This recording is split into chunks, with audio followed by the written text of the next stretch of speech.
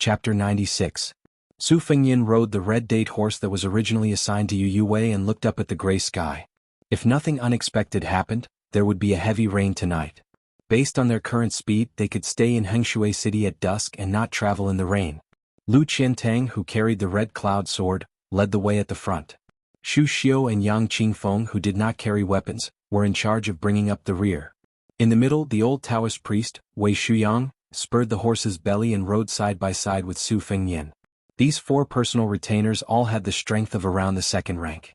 Even if they were to face off against a half-immortal like Dong Tai and Chao Guanzi, who occupied the thrones of the top masters, they still had the strength to fight. At the very least, they could hold off the cross-eyed old man in the carriage until he finished buttoning his feet and digging his nose. Su Fengyin asked softly, "Grandpa Wei, what is the strength of the top 10 masters? Can you explain it in simpler terms?" Apart from Wang Xianji, who can't be judged by common sense, the remaining 9 people, including Deng Taiyi, the leader of the new generation of swordsmanship, Wang Mao, who uses a broken arc spear, and Chao Guanzi, are obviously in a higher realm than the other 6. I reckon that the so-called top 10 experts in the world are just more famous, but there should be quite a number of people whose real strength is similar to the other 6. This group of people can be divided into 2 realms. Based on my deduction, I think that the great spiritual master in our sect said that the first-class 4 levels are divided into the Vajra level, finger level, and celestial level. Only those in the Vajra level can be considered to have reached a higher level in martial arts. Lu Pu, who is responsible for guarding Li Yuanying in the Tide Listening Pavilion, and Chu Kuangnu, can probably be ranked in this category. As for the celestial level, which is one of the higher levels, I can't say anything about it. I think that Jian Zhihuang, who escorted His Highness on a journey of 6,000 miles, is in between the 2 realms. Deng Taiyi, Wang Mao, and Chao Guanzi probably entered the celestial level at different times. Only Wang Xianji has been in the celestial level for half of his life. It's really too high to reach, too high to reach. Su Fengyin asked softly, "Grandpa Wei, did you miss the last realm?" Wei Xiang laughed. Back then, the great spiritual master only said that reaching this realm would make one in earth immortal. I thought that if there was someone in the human world with such supernatural powers, it would only be Wang Xianji. Tracing back further, Qi Xuanzhen of Mount Longhu and old celestial master Zhao, who changed the late emperor's fate, could be counted in. However, every 100 years the Wu family sword tomb would produce an earth immortal sword. After some calculation, it's about time for them to appear. As for the 2 Zen temples, it's hard to say. There might be a golden arhat sitting there in the holy land of Buddhism. However, when I was as young as His Royal Highness, there were a few masters whose names were known everywhere. They were collectively known as the 4 great grandmasters. They were more deserving of their fame than the 10 great masters of today. The red armor talisman general in the south was wrapped in a bright red armor. His face could not be seen. The ancestor of Fengdu in the west was a woman in a green robe. The third one is in our Bailiang. It's the spear immortal Wang Xiu. Su Fengyin laughed coldly. I've heard a little about this. Chen Zhibao learned the spear art from him. In the end, this great spear master still died in the hands of his disciple. Wei Shuyang stroked his beard and smiled. The last one is the most famous. No matter how many people in the world learned the sword, they couldn't avoid this mountain peak. At that time, as long as he was there, no one dared to claim that their swordsmanship was superior. It's the same as Wang Xianji claiming to be second and no one claiming to be first. Does His Royal Highness already know who he is? Su Fengyin nodded. The god of swords, Li Chungang. The wooden bull in his hands was broken by Wang Xianji's fingers. There's been no news of him since then. Wei Shuyang, who also had a period of youth, sighed with emotion. There are geniuses in every generation of the martial world who stand at the top for 50 years. It's said that when God of Swords roamed the martial world, his swordsmanship was the best in the world. His elegance was unparalleled. At that time, there was no woman in the world who wasn't infatuated with God of Swords. Even the green-robed woman in Fengdu was willing to be pierced by the wooden bull. When I was young, I always dreamed of meeting God of Swords when I went out one day. I would be satisfied if I could talk to him. When he found out that Wang Xianji defeated him, he couldn't accept it for a long time. He wanted to fight Wang Xianji to the death. I had already learned the sword for more than 10 years. Later on, I gave up the sword to cultivate. The main reason was because of God of Swords' retirement. A youth who doesn't roam the martial world with a sword isn't a youth with ambition. Su Fengyin was amused by Grandpa Wei's youthful feelings. The haze in the carriage faded a little. He couldn't help but laugh. Grandpa Wei, did you also want to be a carefree swordsman when you were young? Old Taoist me squinted his eyes and smiled. Who hasn't been young before? I might as well tell His Royal Highness the truth. I even admired a few heroines in the past. Once I finally got the chance to meet one of them. I couldn't help but blush and tremble. I couldn't say anything. Compared to His Royal Highness, it's like a Vajra realm and a heavenly image realm. Even 5 old Taoists combined can't compare. Su Fengyin and Wei Shuyang could be considered friends despite the difference in age. When they were young, he rode on the old Taoist's neck and peed mischievously. When he entered the Tide Listening Pavilion in his youth, he was also willing to listen to Grandpa Wei's stories about mountain spirits and immortals. If it wasn't for this, with Su Fengyin's shrewdness and stinginess in certain matters, would he have handed over the Wudong's deed of thorough comprehension to Wei Shuyang the moment he received it?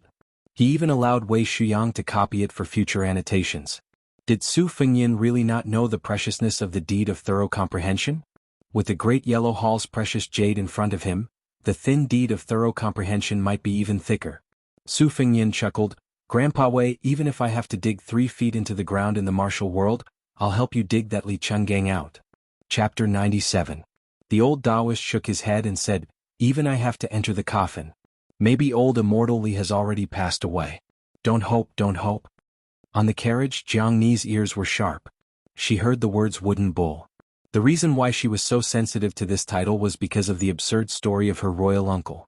Before West Chu was defeated, her royal uncle spent a lot of money to buy half of the wooden bull, which was a 2-inch sword tip. He tried to make the sword tip into a dagger comparable to the divine talisman.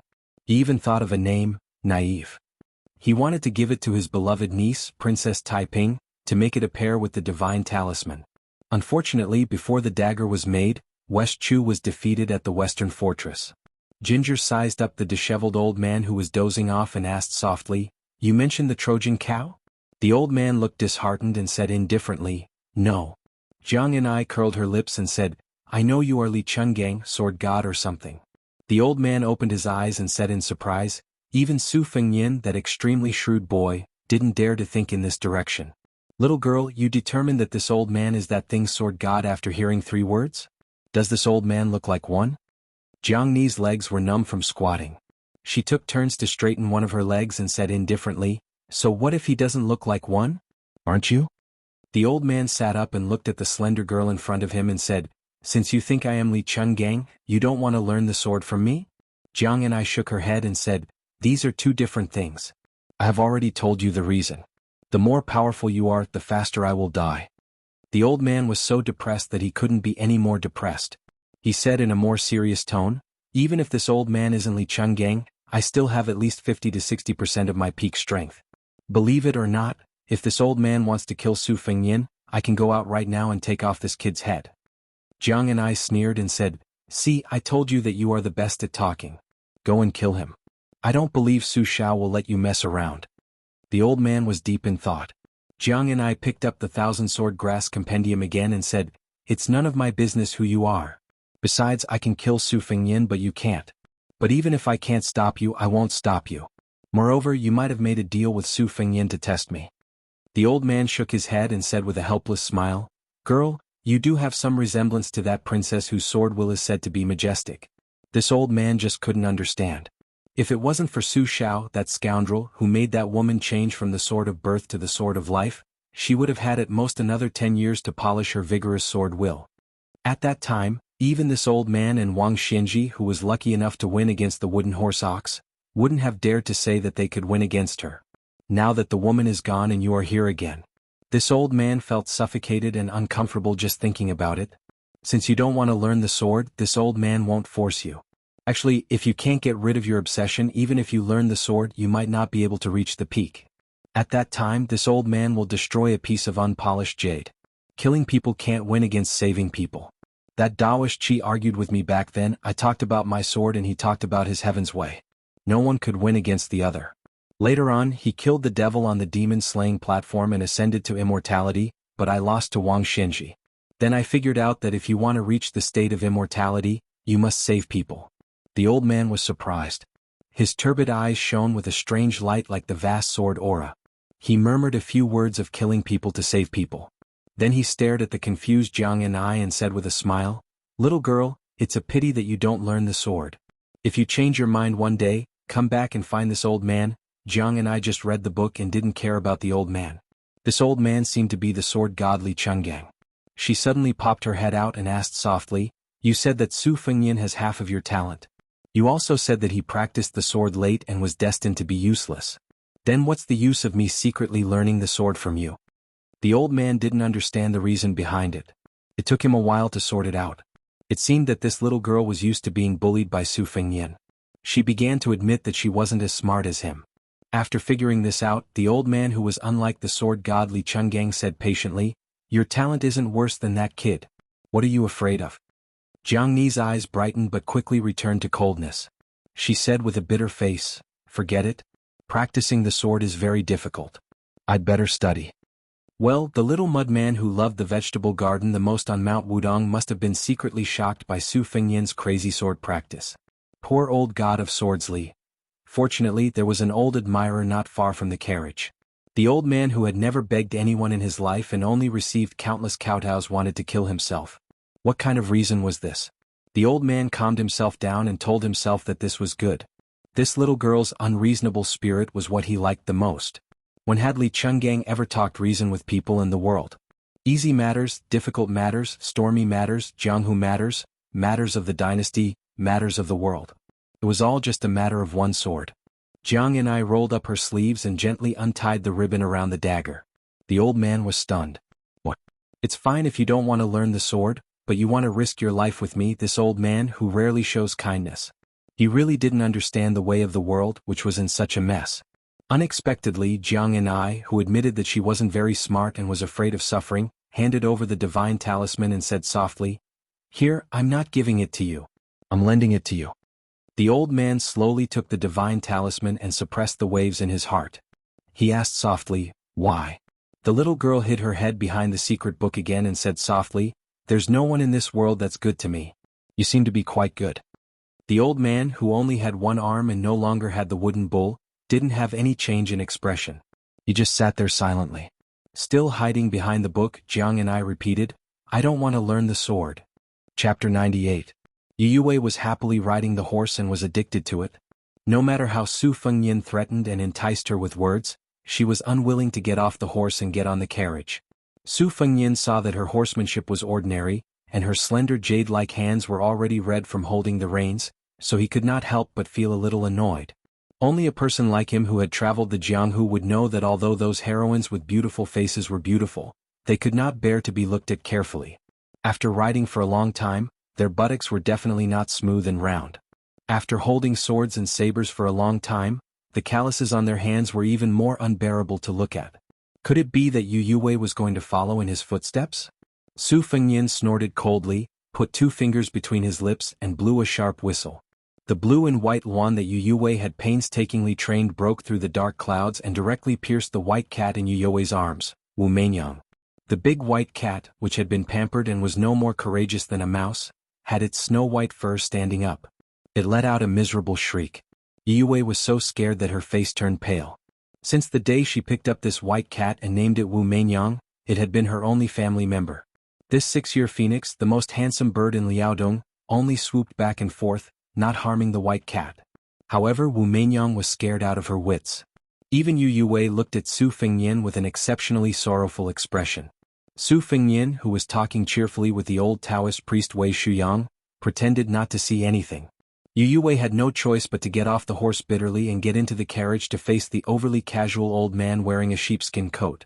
Xu Xiu, who had originally wanted to use her beauty to entice His Royal Highness to surprise him, felt a chill in her heart when she saw this scene.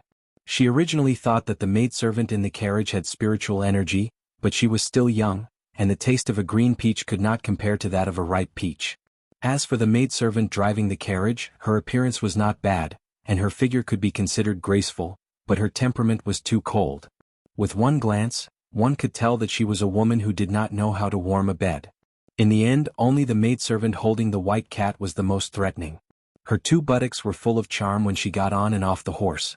Even Xu Xiu, who was also a woman, felt tempted when she looked at this scene.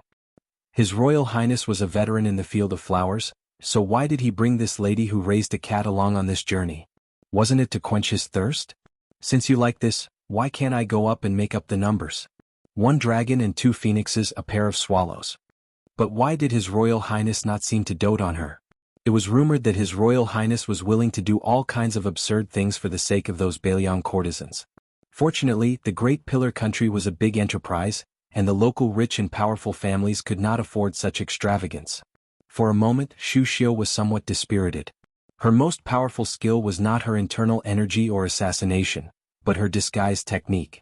As long as she was given a portrait, a complete set of disguise equipment, she could transform into that person in half a day, almost passing off the fake as the real one. Just imagine, if he had Xianxia, wasn't it the same as having the face of all the beauties in the world? Not to mention how much she resembled the face, 80 to 90% of the appearance was absolutely at her fingertips. The problem was that Xianxia was not familiar with His Royal Highness. She could not understand his temperament and taste, so how could she know who the beauty in his heart was? Even if she had an accurate portrait, if she were to add feet to a snake, Xiaoxia's courage would shatter when she thought of the Great Pillar country that was said to have hundreds of thousands of resentful ghosts on his back. If there was no Great Pillar country that covered the sky with one hand, life would be easy. This disrespectful thought only flashed through Xiaoxia's mind, and she wanted to slap herself in the face. After entering Yongzhou, Su Fengyin was not the son of this old man of the astronomical department.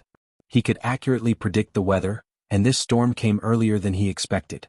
Thus, he did not take the official road, but took a shortcut to the predetermined resting place.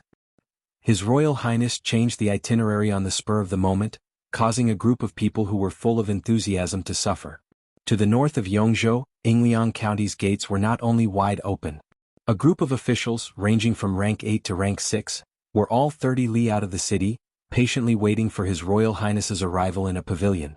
The civil officials were led by Zheng Hanhai. He was a fat old man in his 60s. As the assistant secretary of Yongzhou, he was in charge of half of the province's financial records. He had fought for this position for many years, but he was always unlucky. The Yongzhou assistant secretary had changed quite a few times, but Zheng Hanhai's had taken root in the position. As an old civil official with a Jianghu background, he was unfortunately on leave in his hometown, Yingliang County, and was given such a difficult task. He could only drag his old and sickly body out. The military official deputy commandant of the Eastern Forbidden City, Tang Yinshan, was the leader. His rank was 300 meters and he was not outstanding. What made people not dare to underestimate him was that Deputy Commandant Tang Yinshan could command 200 soldiers. In the recent years of the dynasty, no matter how strong the civil officials were, the scholars of the four halls all seemed to become civil officials with a Jianghu background overnight. They gathered in the four halls and their power suppressed others. However, this was a matter of the capital. Not to mention Bailiang, where it was rumored that one could hear the sound of iron hooves in one's sleep. In Yongzhou, the military officials were still a head above the civil officials. In his early years, Tang Yinshan's family was in decline. He could not compare with the scholars who came from the Yongzhou's rich and powerful clans. He could not study the classics, so he gave up his brush and joined the army. He was able to accumulate a considerable amount of merit at the end of the Spring and Autumn War. He was able to obtain an official position with an ordinary salary, but he was able to hold military power in his hands. It was enough. Chapter 99. Tang Yinshan looked down on this group of civil officials and military officers who all carried umbrellas behind them. Zheng Hanhai, on the other hand, did not like the arrogance of this group of boorish men in armor. Today, Xianxia Yan Qingping, what was the use of these martial artists who did not know how to read a lot of characters to argue with martial artists? Soldiers were the weapons of the country. Millions of people had died in the 8 kingdoms of spring and autumn. Almost all of them were killed in one breath by these martial artists. What else could they do? In order to govern a country with economy on the back of a horse and in the imperial court, it was better for scholars to do so. Zheng Hanhai did not give Tang Yinshan and his group of generals any face, but he was quite courteous to the Yingzhou officials around him, whose rank was a level lower than his own. The 60-year-old fatty Zheng Hanhai had immersed himself in officialdom for the greater part of his life. How could he not know that in the future, when the pen in his hand could no longer touch Yongzhou's finances, it would be terrifying when the tea cools after people leave? If he did not lower himself to build good karma at this time, it would be too late by the time he retired and returned to his hometown. Yingzhou County Magistrate Jean Lanting used a handkerchief to wipe away the sweat on his neck from the damned weather. He carefully asked with a smile, "Minister Zheng, Minister Chao, it's going to rain today and it's going to be heavy. When will His Royal Highness arrive?" Zheng Hanhai smiled, "Lanting, you don't understand. It's good that it's raining. This time, when His Highness the Crown Prince came to Jianghu, it was not easy for me to fight for His Highness the Crown Prince to stay in your private residence. There are lotus flowers in the lake and banana trees in the courtyard. If it was not raining, would His Highness be able to feel the sound of the rain hitting the banana trees in your residence? Furthermore, welcoming guests in the rain shows sincerity. Jean Lanting understood immediately, but he said, I'm just worried that Elder Zheng will catch a cold. The heavy rain suddenly came. The raindrops the size of soybeans hit the armor of the officials, making an intense sound. Even those who did not have the right to stand in the pavilion did not move, allowing the rain to hit them. They were all generals of the dynasty who were ranked second only to the Great Pillar country. They wanted to show His Royal Highness, who had borrowed his father's meritorious service, that Beiliang's 300,000 cavalrymen were not the only valiant soldiers in the world. The pitiful civil officials were like banana trees that could not withstand being tossed around, trembling in fear. Their umbrellas were completely useless. The thin Jean Lanting could not take care of himself as he struggled to hold up an umbrella for Zheng Hanhai, who was about twice his weight, to shelter himself from the wind and rain. The servants and attendants were so busy that they were in a complete mess. Some of the more active ones even began to think about how to cook some hot soup to warm up their masters. In the north of Yongzhou, there was heavy rain and thunder. On the east side of Beiliang, it was drizzling. Su Xiao and his chief advisor Li Yishan were riding in the same carriage. Outside the carriage, there were 200 heavily armored cavalrymen. The horses' hooves splashed the mud, and the military formation was strict. Su Xiao lifted the curtain and looked at the mountainous terrain. He chuckled and said, Yuanying, there's no need to send me off. You can go home with Lu Pu. Li Yishan nodded. He wanted to say something but stopped himself. De Zhugua knew what this scholar was thinking and smiled. Su Xiao is indeed domineering, but he's not a reckless fool. I didn't come to the capital on a whim to argue with those scholars. No matter how much the current Grand Secretary Zhang Julu makes me unhappy, he still has to be respectful and humble compared to Grand Tutor Zhou, who knocked his head against me outside Kuanji Hall. That old man Zhou, who was the leader of half of the court scholars, couldn't beat me when it came to scolding, let alone fighting. However, he was still a man of character.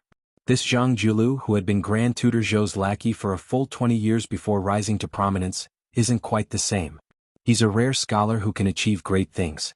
He was willing to join hands with Gu Jiantang, and even convinced Gu Jiantang, the Defender General of the state, to pacify a group of military officials, and retreated again and again. This shows that this young Grand Secretary, who has never interacted with me before, is very scheming. He isn't old, but his patience is superb. Scholars use their brushes to hurt and kill people. They're more ruthless than anything else.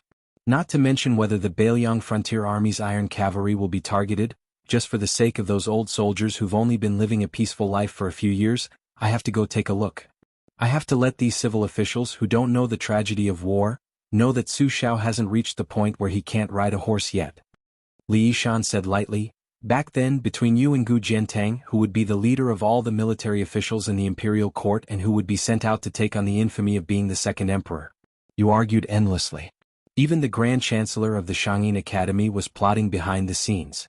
The late emperor stood his ground against all opposition and was willing to place you in Beiliang instead of Gu Jiantang, who was easier to control. His breadth of mind was worthy of the 4 words stalwart and magnificent, on the tide listening pavilion. Only the 9 dragons plaque hanging there might have been a reminder to you. Su Xiao laughed. The late emperor was good at everything, but he was too obsessed with the scheming of an emperor. Speaking of breadth of mind, Li Yishan, you're wrong. How could I have rebelled in the Battle of the Western Wall? How could the late emperor not have seen through it? But he still allowed 14 of my former subordinates of Beiliang to die in front of the palace. What? Wasn't it because he found them an eyesore? Li Yishan shook his head. Your resentment hasn't dissipated yet? Su Xiao laughed coldly. Since when was Su Xiao a magnanimous person? Li Yishan stared at de Zhugua's face and asked in a low voice, are you really just going to see Zhang Julu's skills? Su Xiao laughed. Some people only slept soundly when they saw Su Xiao's hunched back and lame legs. It wasn't easy for him to sit on the dragon throne, but he never slept well. Even I feel sorry for him. Li Yishan smiled wryly. He was just about to get off the carriage when Su Xiao said softly, there are 10 rounds of listening to the tide. Yishan might win the 9th round. With his back to de Zhugua, Li Yishan lifted the curtain and said with emotion, it'll be my win if you come back alive. De Zhugua scolded jokingly, nonsense, I'm willing to die. If I don't seek death, who can kill me, Su Xiao? Li Yishan, who had been suppressing his anger for the past few days, suddenly felt relieved. He got out of the car and bowed. Lowering his head, he said sincerely, "I implore the Pillar State to kill fewer students this time. We've killed enough in the spring and autumn war." Su Xiao smiled and said, Yuanying, your pedantic scholarly aura is the most undesirable. Back then Zhao Chongling was much more slick than you. Li Yishan took over the reins of the servant guard Lu Pu and said disapprovingly, "Zhao Chongling, the first of Jianghu, is good at strategizing. Even if he is alive today, he can't get along with your son, and will be a headache for you." Su Xiao put down the curtain and passed with a smile. On a small path at the border of Yongzhou, Lu Qiantang, who could barely open his eyes, suddenly stopped his horse and pulled out his sword. He could faintly see a long-lost red-armored seal general at the end of the path. Chapter 100. There's an activity for decisive heroes to find the most satisfying chapters. For details, see the chapters related to the novel and the top post in the book review section. The time limit is 2 weeks. The strange figure in bright red armor was like a divine soldier. He stood in the middle of the path without holding any weapons. The thick helmet seemed to cover his entire face. In the pouring rain, the strong armored figure was surrounded by fog. Judo Taoist Mi Wei Shuyang cried out in shock. The Southern Kingdom's talisman General Red Armor has long been dead. It's said that he tried to assassinate the late emperor. He was stripped of his armor and skinned by the eunuch who scolded him as a human cat. His corpse and armor were hung on a royal flag. Many Jianghu people who went there in admiration saw the bloody scene with their own eyes. That bright red armor was unique in the world, and it was confirmed by Chao Guanzi. It can't be faked. What's up with this red armor figure? The caravan had stopped. Xu Xiu and Yang Qingfeng rode their horses to Lu Qiantang's side, looking nervous. The 3 secret manuals were not easy to obtain. Most of the assassins who dared to provoke His Royal Highness were powerful. Moreover, the person in front of them had appeared openly on the road. Just his courage alone made the 3 of them feel inferior. The ups and downs of the political world were a test of one's ability to observe people's expressions. In Jianghu, one had to observe each other's temperament. The biggest taboo was to make a mistake. Otherwise, no matter how powerful one was, there would be a day when they would fail miserably. Didn't the sword god Li Chungang, a peerless master in the mystic understanding realm, lose to Wang Xianji, who was just a newborn calf at that time? To be more specific, Wu Luding, the young swordsman who appeared in the Wu family sword tomb, never said who he was or where he came from. He only headed south, killing with his sword. Those who died to his one-handed withered sword were unlucky people who often got their shoes wet while walking by the river. Su Fengyan was not anxious. He only stared at the talisman General Red Armor figure with wide eyes. He asked with interest, "Grandpa Wei, what is this talisman General Red Armor figure? Does it look extra ferocious just by wearing red armor? Then I'll have to get one to wear."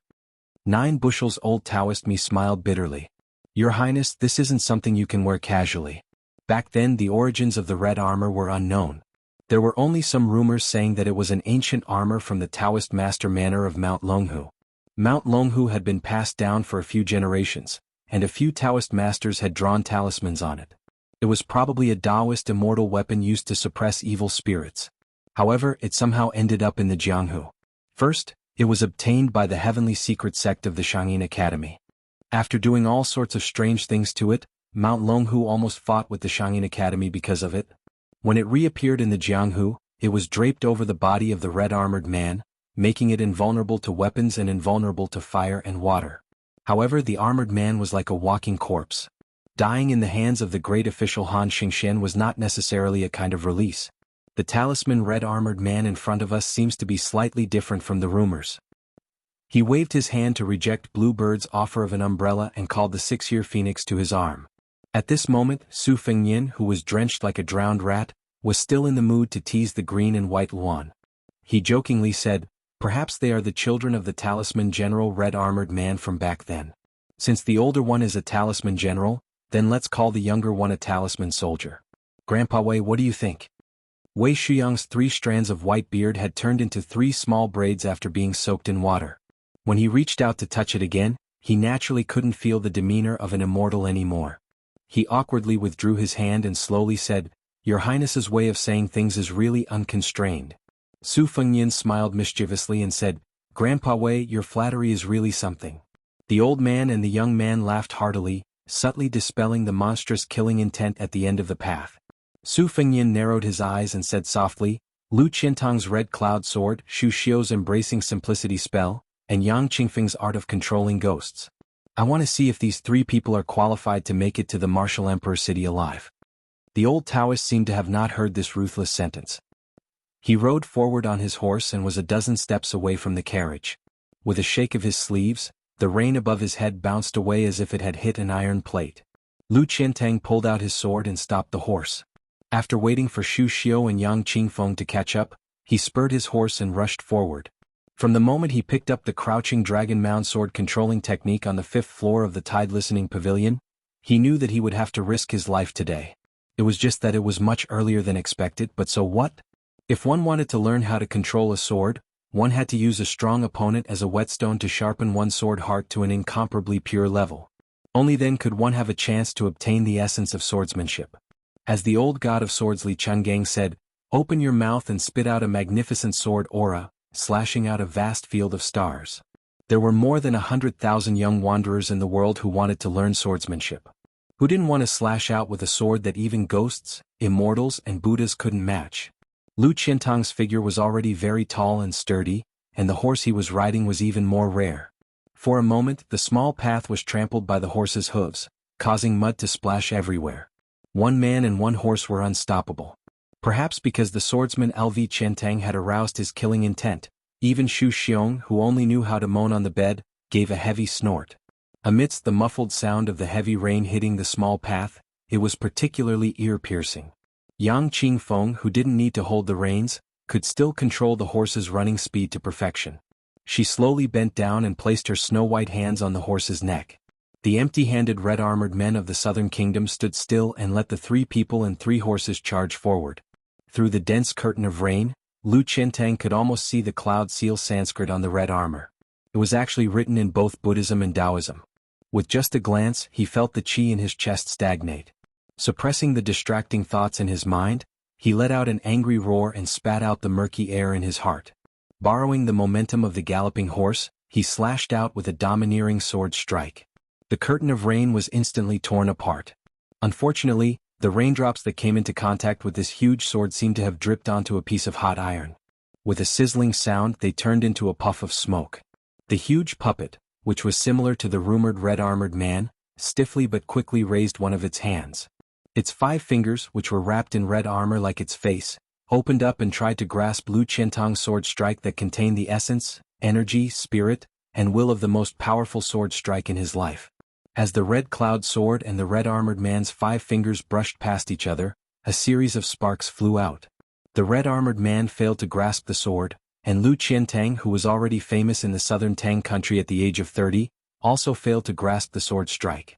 Lu Qiantang took full advantage of the time and place to slash out this sword strike, but the red-armored man only stood still and gently raised his hand to resolve everything. Xu Xiu was surprised to see that Yang Qingfeng had sped up and rushed out. She actually wanted to use the horse to violently collide with the red-armored man. In the blink of an eye, Lu Qiantang and the red-armored man exchanged blows. Chapter 101. Yang Qingfeng, who had her hands on the horse's neck, suddenly jumped up. The horse, whose eyes were filled with blood, charged at the red-armored man as if it had gone mad. First there was a loud boom. Then even Su Fengyin, who was far away, heard the sound of bones breaking inch by inch, as if the horse had crashed into a mountain. The red-armored man didn't move an inch. The horse's head and neck had been broken, and it had died in front of him. Xu Xiu didn't care how powerful the red-armored man was, and she couldn't care less about the fear in her heart. She dismounted from the horse and leaped forward like a rabbit. She placed her white palms on the armor on the monster's chest and suddenly exerted her strength. With her and the monster as the center, countless raindrops exploded in the air. Xu Xiu's strength was, after all, vigorous internal energy. The red-armored man finally swayed a little. No matter if it moved an inch or a foot, as long as it moved, even if it didn't fall down, it was still 1,000,000 times better than not moving at all. Xu Xiu's attack hit its target, and she used the force to bounce back. Her feet drew a straight line in the mud, and the hem of her skirt was covered in mud. Lu Qiantang, who was behind the red-armored man, continued to charge forward with his horse. He fiercely pulled the reins, raised the horse's hooves, and stomped heavily on the ground, creating 2 holes in the muddy road. Lu Qiantang turned his horse around and took a deep breath. His expression was incomparably solemn. Yang Qingfeng, who had floated between Lu Qiantang and the red-armored man, was still expressionless. However, her hands were even paler, and the veins on the back of her hands were almost visible. The number of veins on her hands was much denser than that of a normal person's. The three of them working together only managed to make this strange armored man sway a little? Wei Xiang muttered to himself. Fortunately, we can confirm that this isn't the red-armored man from the four great grandmasters. Could it be that His Royal Highness was right and it's just an imitation? Su Fengyin shouted, Grandpa Wei, go and stop Ningame and the Phoenix Battalion. Leave this to the three of them. The old Taoist priest, who was about to lend a hand, was stunned for a moment before he left. Su Fengyin lightly squeezed the horse's belly and came to the side of the carriage. Blue Bird, who was driving the carriage, held a delicate oil paper umbrella. It was the only graceful scene in this murderous, muddy path. Su Fengyin clicked his tongue and said, as expected, only a battle to the death can reveal the true colors of an expert. Lu Qiantang's sword move is really at the peak of sword moves. Yang Qingfeng's trick only looks good, but it's nothing special. I really underestimated that woman Xu Xiu. Blue Bird nodded and asked a very important question. Your Highness, is there only one armored person? If the Phoenix Battalion doesn't come, wouldn't it be inappropriate? Su Fengyin smiled and said, how could there only be one talisman general red-armored puppet? Maybe there's a second or third one hiding in the dense forest. Maybe there are 4 or 5 of them altogether. Because I calculated that 2 red-armored puppets can easily get rid of Lu Qiantang and the other 2, and 1 red-armored puppet can get rid of 100 Phoenix Battalion. Even with the halberd Ningame holding the line, both sides will probably suffer. If another one comes, wouldn't we have to personally go into battle? The person in the carriage is a top secret. Even I don't know his identity. No matter how resourceful the red-armored puppet's master is, he wouldn't be able to guess it. Therefore, with a snap of his fingers, the remaining red-armored puppet and the expert behind the scenes would be able to easily take my head. If it's really as I think, without the old man in the sheepskin fur coat, then I'll be in trouble. Even if you are the kamikaze warrior, third, that Su Xiao painstakingly cultivated and can fight to the death with a puppet, you may not be able to guarantee that I will reach Jianghu alive. Blue Bird looked at the calm face of His Royal Highness. She lowered her head and said softly, it's Blue Bird who is useless. Su Fengyin shook his head and smiled. To me, it's not that a useless person isn't an expert, it's that they aren't willing to give their life to me. Haha, Blue Bird, raise your head. I like to see your cold and elegant appearance. Compared to those heroines who don't live up to their titles, you are much more beautiful and moving. Blue Bird's face reddened. Su Fengyin looked at the hostile battlefield. With a shake of his arm, he released Qing Bai Luan. His hands pressed down on Xiaodong and Spring Thunder respectively. He smiled nastily. Although this is the worst-case scenario with my status, I reckon it's worth it for them to treat me so seriously. Motherf * Cur 5 puppets. Are they going to play a game of metal, wood, water, fire, and earth? The curtain behind Blue Bird lifted up a corner. 2 heads popped out, one above and one below. Jiang and I didn't say anything. He just stared with his eyes wide open. The old man pulled out the sandalwood from his hair bun. Instead, he inserted something that Su Fengyin couldn't think of. Divine talisman. What were these 2 clowns doing? The old man squinted his eyes and smiled. Boy, your brain is really not bad. Your 3 useless subordinates are up against the water armor of the red armor talisman. Look at the weather. If you don't throw them out to calm the situation, wouldn't it be a waste of your status? This old man kindly reminded you that the earth armor talisman might come out from under your horse's belly and tear you in half. The fire armor talisman is standing on a hillside 600 steps northeast of you. The wood armor talisman is squatting on a tree 300 steps southwest of you. As for the gold armor talisman, did he not come? Or was his presence concealed by an expert? Or did he go to cause trouble for your Phoenix Battalion's light cavalry? You really make this old man worry. Why don't you give me a straightforward answer? The little girl and I will go back to Jianghu. Fighting and killing is boring. At most, we'll call someone to help you collect your corpse. Su Fengyin smiled. Then let me guess. Su Xiao and you have 3 rules. Did he mention that you are not allowed to touch weapons? The old man opened his eyes wide and stretched out his single arm to show his innocence. Kid, what does this old man have in his hand? Su Fengyin stretched out a hand. Give the talisman to me for safekeeping. Jiang and I loudly protested. That's mine. What? Su Fengyin ignored this naive little clay figurine and only stared at the old man. The old man shook his head. Forget it. Remember, this old man didn't make a move for you. It's for the little girl. Su Fengyin smiled and retracted his hand. His meaning couldn't be more obvious. Jianghu was so angry that his cheeks puffed up. He couldn't wait to take back the talisman and stab that cunning fox's face 100 times. In a trance, the old man had already bent over and walked out of the carriage unhurriedly. He stretched out his finger and flicked. A drop of water was flicked and floated away. Su Fengyin suddenly turned his head and followed this unremarkable drop of water to the end of the path. 1 drop. 2 drops. 10 drops. Hundreds and thousands of drops. Connected into a line. Converged into a sword. From Su Fengyin's side, it went straight to the chest of the red-armored talisman general. The water sword lightly pierced through that undefeatable talisman general, water-armored talisman general. The sword energy that filled the sky burst apart. That puppet collapsed with a loud bang. Su Fengyin was dumbstruck and quickly closed his eyes. Between heaven and earth, everything returned to silence. Su Fengyin repeatedly imagined the trajectory of the sword energy that was like an azure dragon emerging from water. Water sword against water armor. Grandpa Wei, you said that grade 1 had 4 levels. Above Vajra was Xian. It turned out that a flick of Xian was Xian. Chapter 102. Shu Xian stood dumbstruck, not daring to move. This water sword just happened to shoot over the top of her head, messing up her fine black hair. The purple silk handkerchief that was used to stabilize her hair bun fell into the mud. Her body, which was wrapped around her exquisite figure, fluttered forward. The water sword formed a thin line, but it contained an astonishing sword aura. Shu Xiu's ears rumbled for a long time. The pale-faced Shu Xiu, who did not use a sword, was already so shocked. Lu Qiantang, who had studied the way of the sword for 30 years, opened his mouth slightly. The superior sword was always the way of the sword, not the art of the sword. The majestic and weak sword aura had no direct relationship with the size of the sword aura. The old man on the horse carriage's finger was indeed very similar to the tide of the Guangling River in his hometown. Every year on the 18th day of the 8th lunar month, the spectacular scene was unparalleled in the world. Lu Qiantang had built a thatched cottage near the sea salt pavilion on the Guangling River, which was the most suitable place to admire the midnight tide of 100,000 soldiers. Lu Qiantang looked at the horse carriage. The figure of the old man with the sheepskin fur coat was blurry. He muttered in his heart. Among the 6 guards of the martial library, he had never heard of a grandmaster of the way of the sword with such a tyrannical sword aura. Lu Qiantang pondered, but he still did not dare to lower his guard.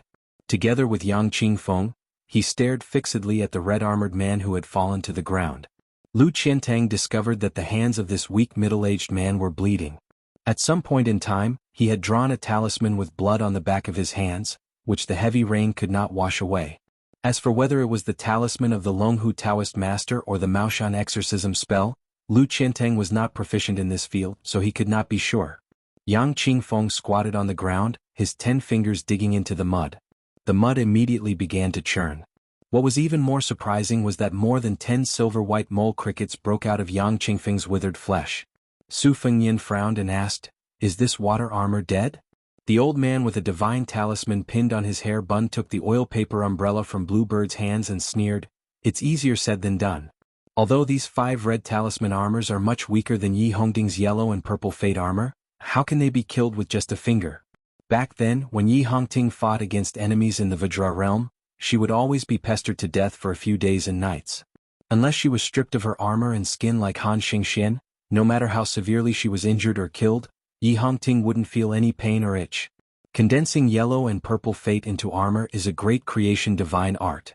Now that the red armor is made according to the 5 elements, the 5 elements talisman will gather the red armor, and that will be the beginning of the show. Since this old man has made a move, he doesn't mind helping the Buddha to the west. No matter how difficult it is to deal with him, he is still not as disgusting as Yi Hongting. Found it. The old man looked towards the east. Bluebird's figure shot out. Since you're hiding and not willing to come out, this old man will break 1 armor first. Let's see if you still have the patience. The 5 elements lack water. Let's see how you guys are best at grinding.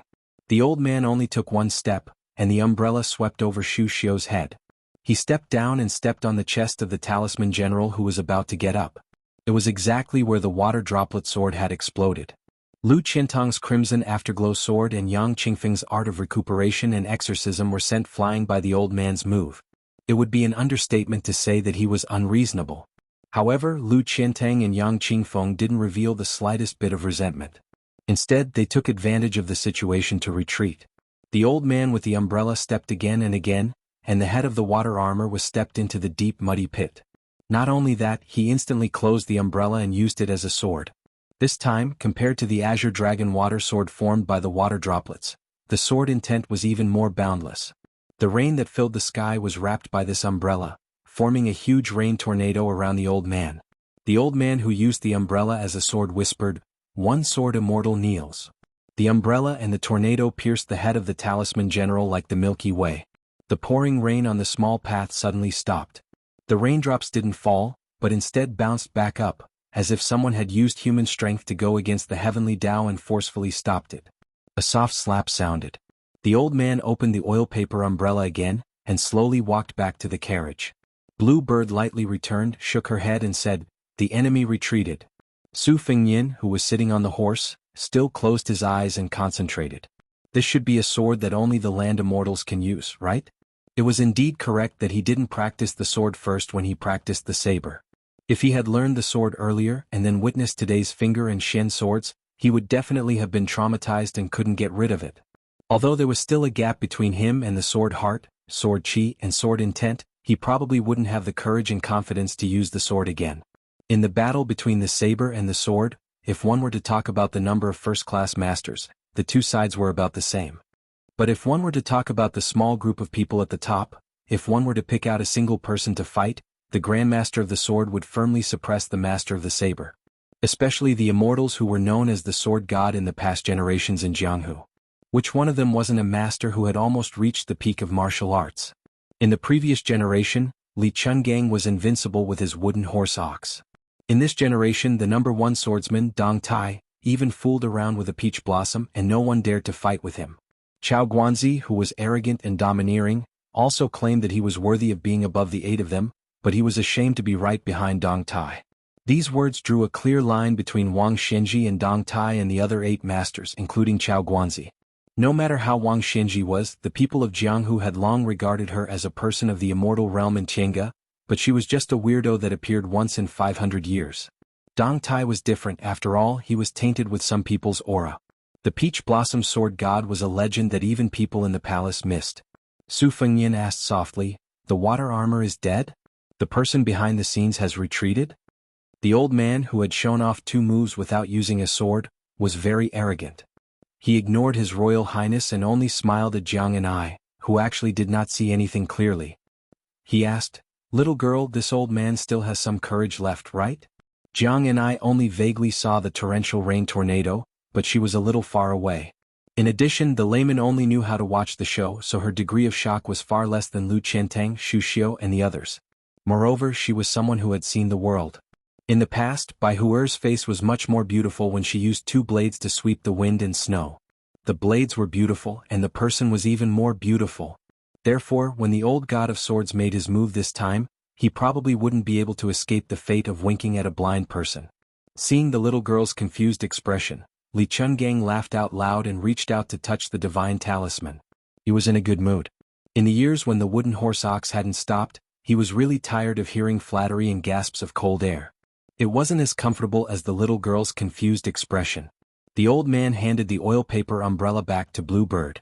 When he got into the carriage, he said casually, "The other side probably did not want to fight to the death with you, so they were willing to leave behind a water armor.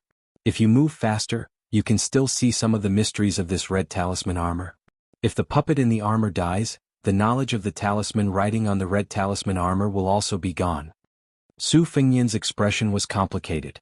After a moment of hesitation, he bowed to the old man and urged his horse to the place where the wooden armor had been killed by the umbrella sword. Waving his hand to drive away Lu Qiantang and Yang Qingfeng, His Royal Highness squatted in front of the red talisman armor. The armor on the red talisman armor's head had already been shattered by the sword, but the characters and patterns carved on the red armor were exquisite beyond compare. What was Su Fengyin most proud of? Naturally, it was not his fledgling blade skills but his memory. The red armor had been carved with the 3 pure talismans of Taoism and Sanskrit incantations of Buddhism. Su Fengyin could only understand half of it. This was attributed to him being a Buddhist follower of Wang Fei's mother. In addition, he had often heard Wei Shuyang talk about the grudges between the 3 Taoist talisman schools. Xu Xiu gathered her courage and wanted to shield his royal highness from the rain, but Su Fengyin, who was facing the red armor, coldly said, "Get lost." Xu Xiu's expression froze. The corner of Big Sword Lu Qiantong's mouth twitched slightly. Yang Qingfeng walked to a suitable distance away from his royal highness and the red armor talisman armor. He respectfully said, "His royal highness, this lowly one knows a little about talisman mechanisms. Can I take a closer look?" Su Fengyin did not raise his head. He only asked stiffly, "Can you preserve your soul for a little longer?" Yang Qingfeng bowed slightly and said confidently, "Yes. Don't disappoint me." Su Fengyin pulled out the spring thunder saber and lifted one of the red armor talisman's arms. He carefully examined every detail of the red armor talisman's arm. The red armor talisman's chest had been blasted open by the old man's finger. Most of it could no longer be distinguished, but the red armor talisman's arms and legs were intact. Chapter 103. Yang Qingfeng carefully squatted down. After a moment of surprise, he forced a smile and said, "His Royal Highness, this armored man seems to have been dead for a long time." Su Fengyin's movements on the corpse were as smooth as flowing water. He wasn't the slightest bit frightened by Yang Qingfeng's revelation. He frowned and said, "Seems?" Yang Qingfeng's heart skipped a beat. He said in a deep voice, "I'm sure." Su Fengyin didn't linger on this topic. He asked, "What clues do you have?" Yang Qingfeng stared at the red-armored man and said slowly, "As expected, most of the talismans came from Mount Longhu's Celestial Master sect. As the saying goes, water doesn't lie in its depth. The talismans of the Celestial Master sect are different from the talismans of Mount Gezhou. Mount Longhu doesn't care if the talismans have a proper form. Your Highness the Crown Prince, look at the cloud pattern on the ancient seal script on your arm. This is Mount Longhu's most famous cloud seal. There are as many as 7 layers, but it's a pity that it's not the same as the 8 layers of purple cloud seal of the underworld. As for the most difficult 9 layers heavenly book, it only exists in the annals of Mount Longhu's history. This 9 palaces talisman is different. It comes from Mount Gezhou's spiritual treasure mountain moving scripture. The difference can also be seen in the way the Qi practitioners use the brush. As for the image of the heavenly venerate on the left leg, it's unmistakably a Maoshan talisman. Its form is excellent, only a step away from the immortal grade. As for the Sanskrit scriptures, I don't dare to say anything. But I think there must be traces of the heavenly secret tower of the Xianxia Academy. Su Fengyin knocked on the armor with the spring lightning. The sound was crisp and clear. He pierced it with the tip of his saber, but there was no trace. He asked, "What is the material of this red armor?" Yang Qingfeng shook his head and said, "I don't know. This is the first time I've seen it." The corpse in the red armor gradually turned into ashes, and then it was beaten into the mud by the raindrops. As the old man said, the knowledge of the armor faded away, and in the end, only an incomplete armor was left. Su Fengyin stood up and put away the spring thunder saber. Just then Wei Shuyang and Ning Yimei dismounted from their horses. Su Fengyin noticed that Ning Yimei's hand, which was holding the halberd, was bleeding profusely. There were only a few short halberds left in his backpack. This Wu Dian general knelt heavily in the mud and shouted with bloodshot eyes, "This general is incompetent. The Phoenix Battalion has lost more than 40 men, but we still couldn't stop that red-armored man. We only managed to cut off one of his arms.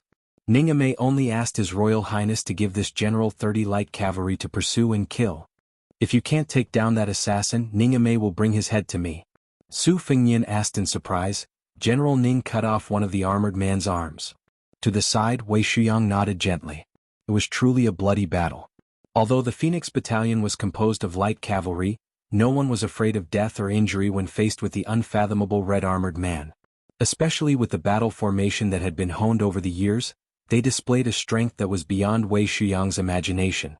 Ning Yimei took the lead, his iron halberd sweeping away thousands of troops.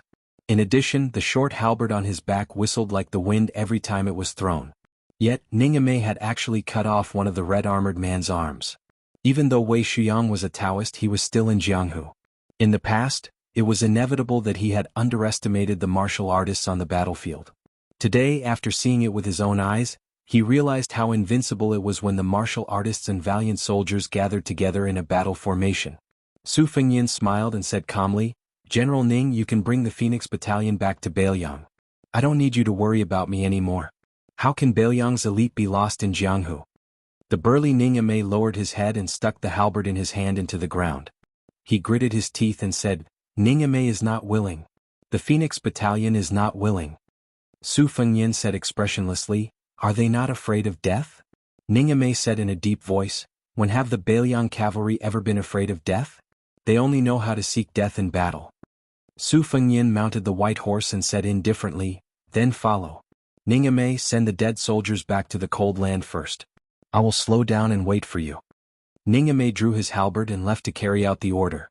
The heavy rain continued to pour from the pitch-black sky to the earth without spending any money. The cavalry calmed down. Ningame went back to deal with the funeral arrangements. Lu Qiantang carried the red trophy armor on his back. Xu Xiu sat on the horse in a daze.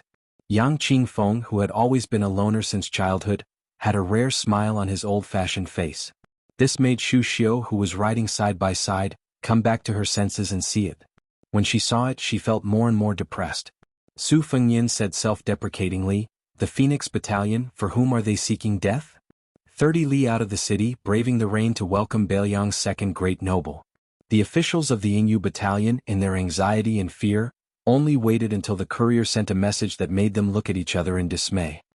His Royal Highness had already taken a shortcut and arrived at the city gate. Zheng Hanhai smiled bitterly and shook his head. He said to Jin Lanting, Let's go. The deputy captain of the Dongjin Battalion, Tang Yinshan, spat on the ground. He walked out of the pavilion and said angrily, Let's go back to the city. Su Fengyin was led by the humble and fearful officials of the city to the elegant scholar Jin Lanting's private residence. It occupied a large area and had a deep courtyard. He raised geese, planted lotuses and planted bananas. It was indeed a peaceful place with pleasant scenery. It was fortunate that the little Yingyu battalion could find such a good place with good feng shui. From beginning to end, the officials of the Yingyu battalion did not dare to say a word. It was no wonder that he was afraid of His Royal Highness like a wolf, a tiger or a leopard. In the imperial court there was a world of difference between officials. There were countless thresholds for officials. The 6th rank was a threshold and the 3rd rank was another big threshold. Other than the officials of the border who held great power, those below the 3rd rank were just small carps that had not made the great leap. They were just slightly fatter than the other fish and shrimp. Only by wearing the 3rd rank peacock or tiger or leopard official robes could one be considered to have achieved success as an official. If one was a civil official, being able to exchange the 3rd rank peacock patch for a 2nd rank golden pheasant and finally for a 1st rank red crowned crane, this was bringing honor to one's ancestors. Su Fengyin changed into a new set of clothes in his room. Bluebird helped him comb his hair. Su Fengyin took out the Yugong Geography Journal and laid it out on the table. He pointed at a few provinces and counties and said with a smile, Look, the Yong and Quan provinces that border Bailiang. There are more than 10 people with real power. Regardless of whether they are civil or military officials, they all harbor enmity toward Su Xiao. 1/3 of Great General Gu Jiantang's former subordinates are stationed in these 2 provinces.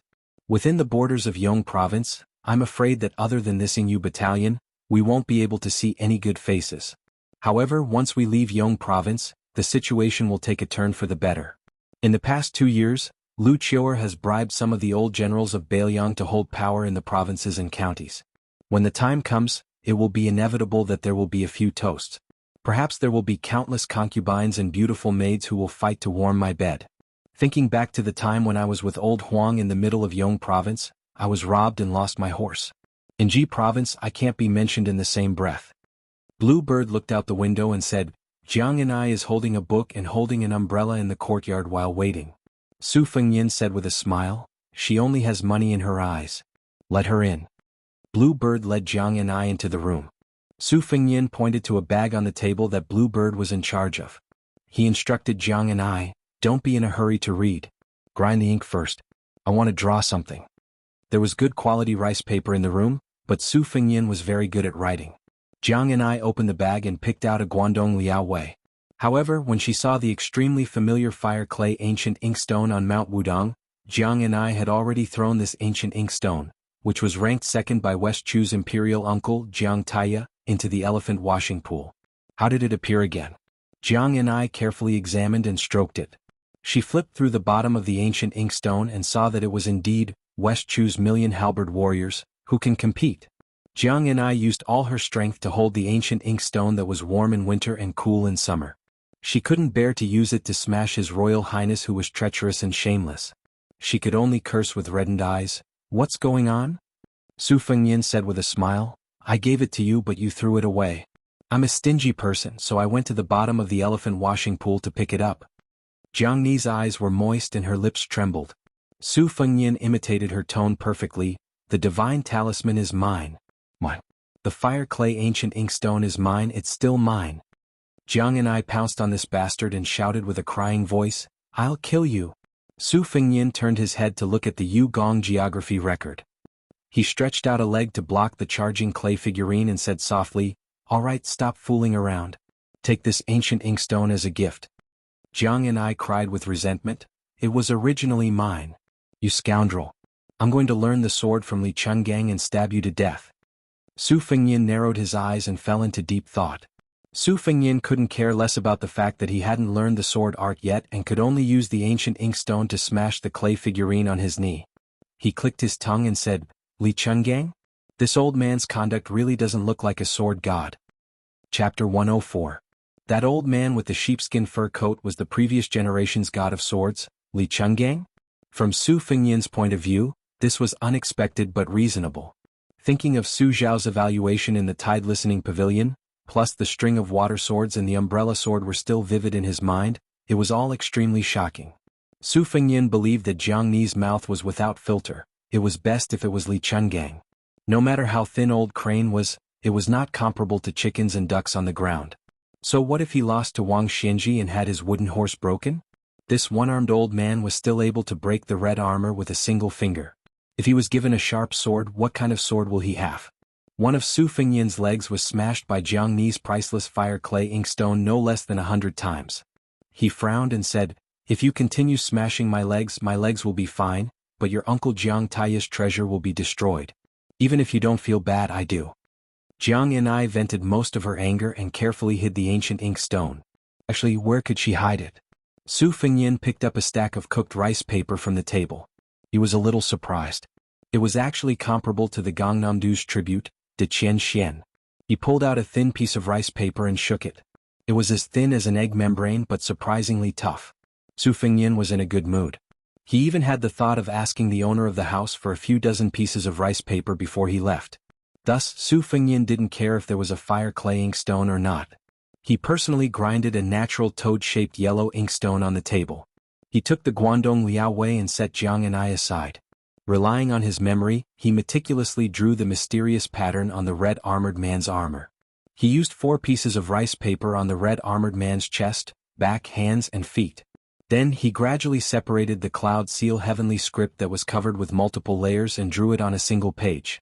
Clouds swirled around, the star map was obscure, and there were many Buddhist Sanskrit words. It was truly an endless physical labor. Su Fengyin put his heart and soul into drawing these things. It was several times more strenuous than practicing with the knife. Unknowingly, the rain outside the window had long disappeared. Su Fengyin rubbed his eyes. His hands were covered in ink. Blue Bird gently walked into the room and handed over a hot towel. Su Fengyin wiped his face and hands. He looked tired.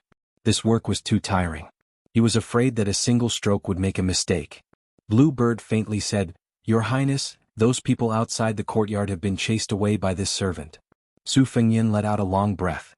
One of his hands subconsciously stroked the embroidered winter saber that was close at hand. He gently nodded and said, "I'm busy right now. How can I have the mood to talk nonsense with them?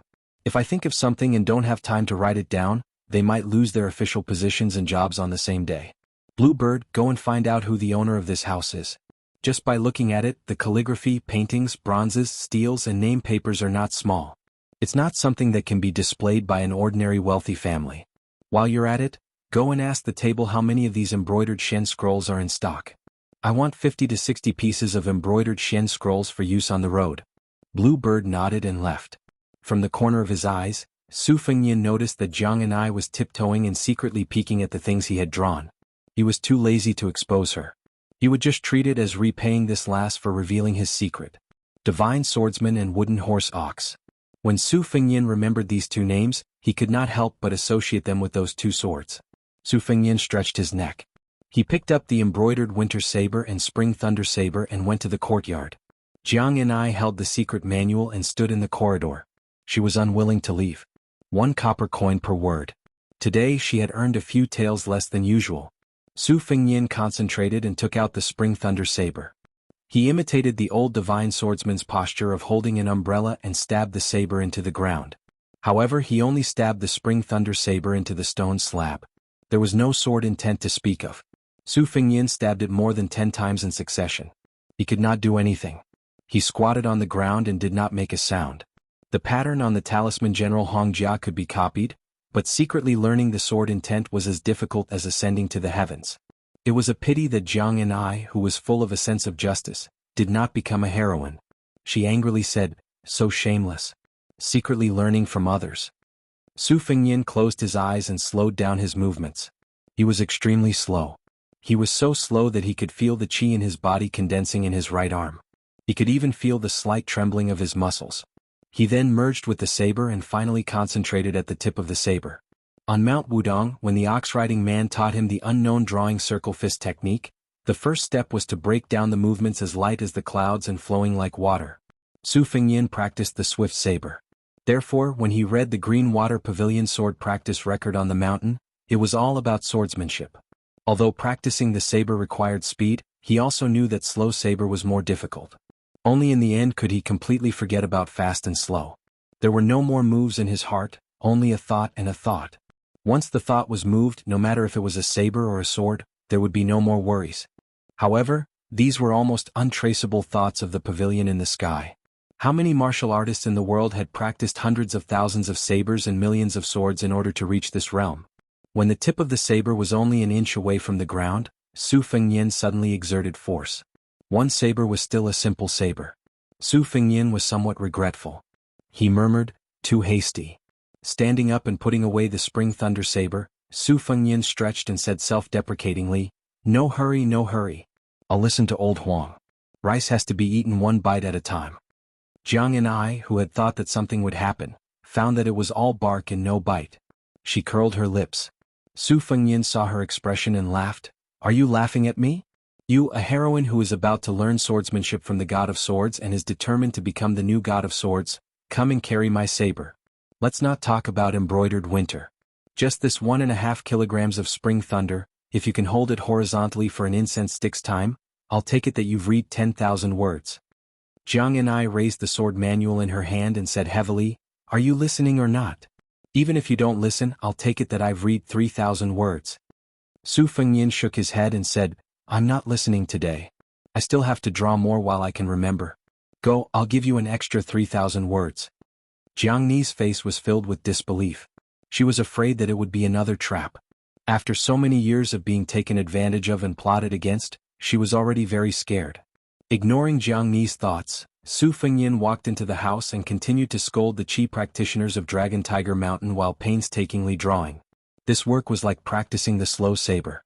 Every stroke required a lot of effort. The old god of swords, Li Chungang, had walked into the courtyard. Jianghu, who was having a headache about how to deal with the ancient inkstone, stopped and saw the old man walking to the place where Su Fengyin stabbed the saber. She stopped and looked down. The old man who had nothing to do was lured in by the last saber strike. Jianghu looked for a while and left the courtyard when she saw that the old man was just in a daze. Li Chungang bent his back and squinted his eyes as he looked at the strange and thin cracks created by the last saber strike. He clicked his tongue and said, "What saber?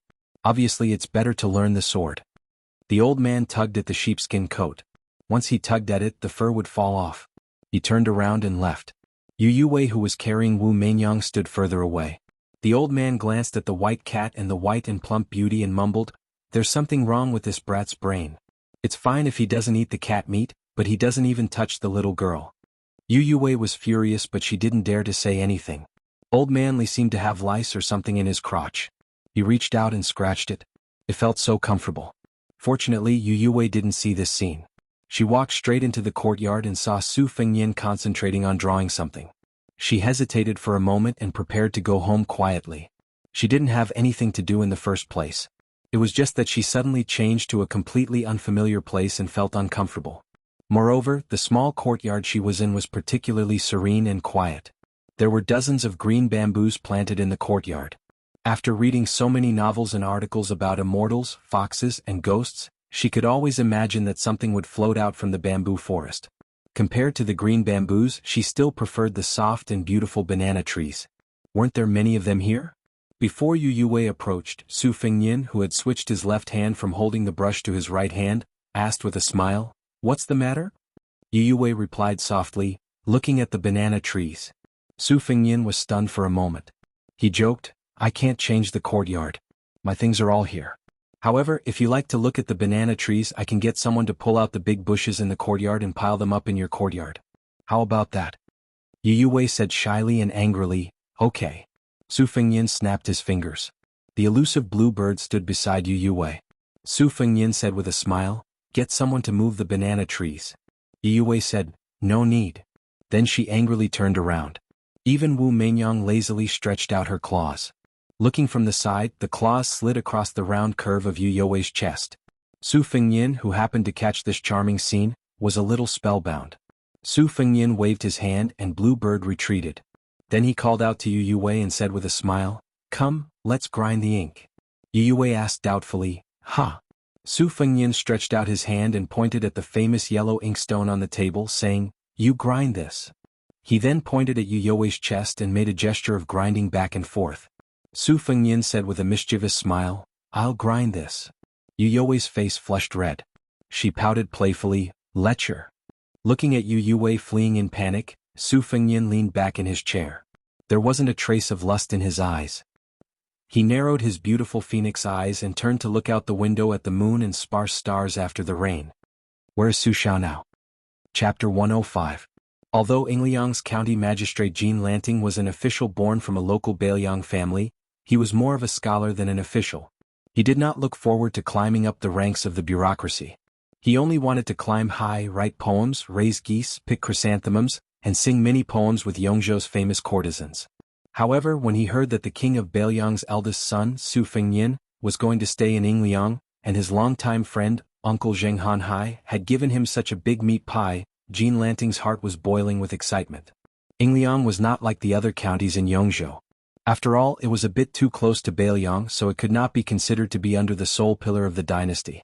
However, in the end there were many things that required him to look up to Bailiang. To be able to be on good terms with His Royal Highness was a great thing.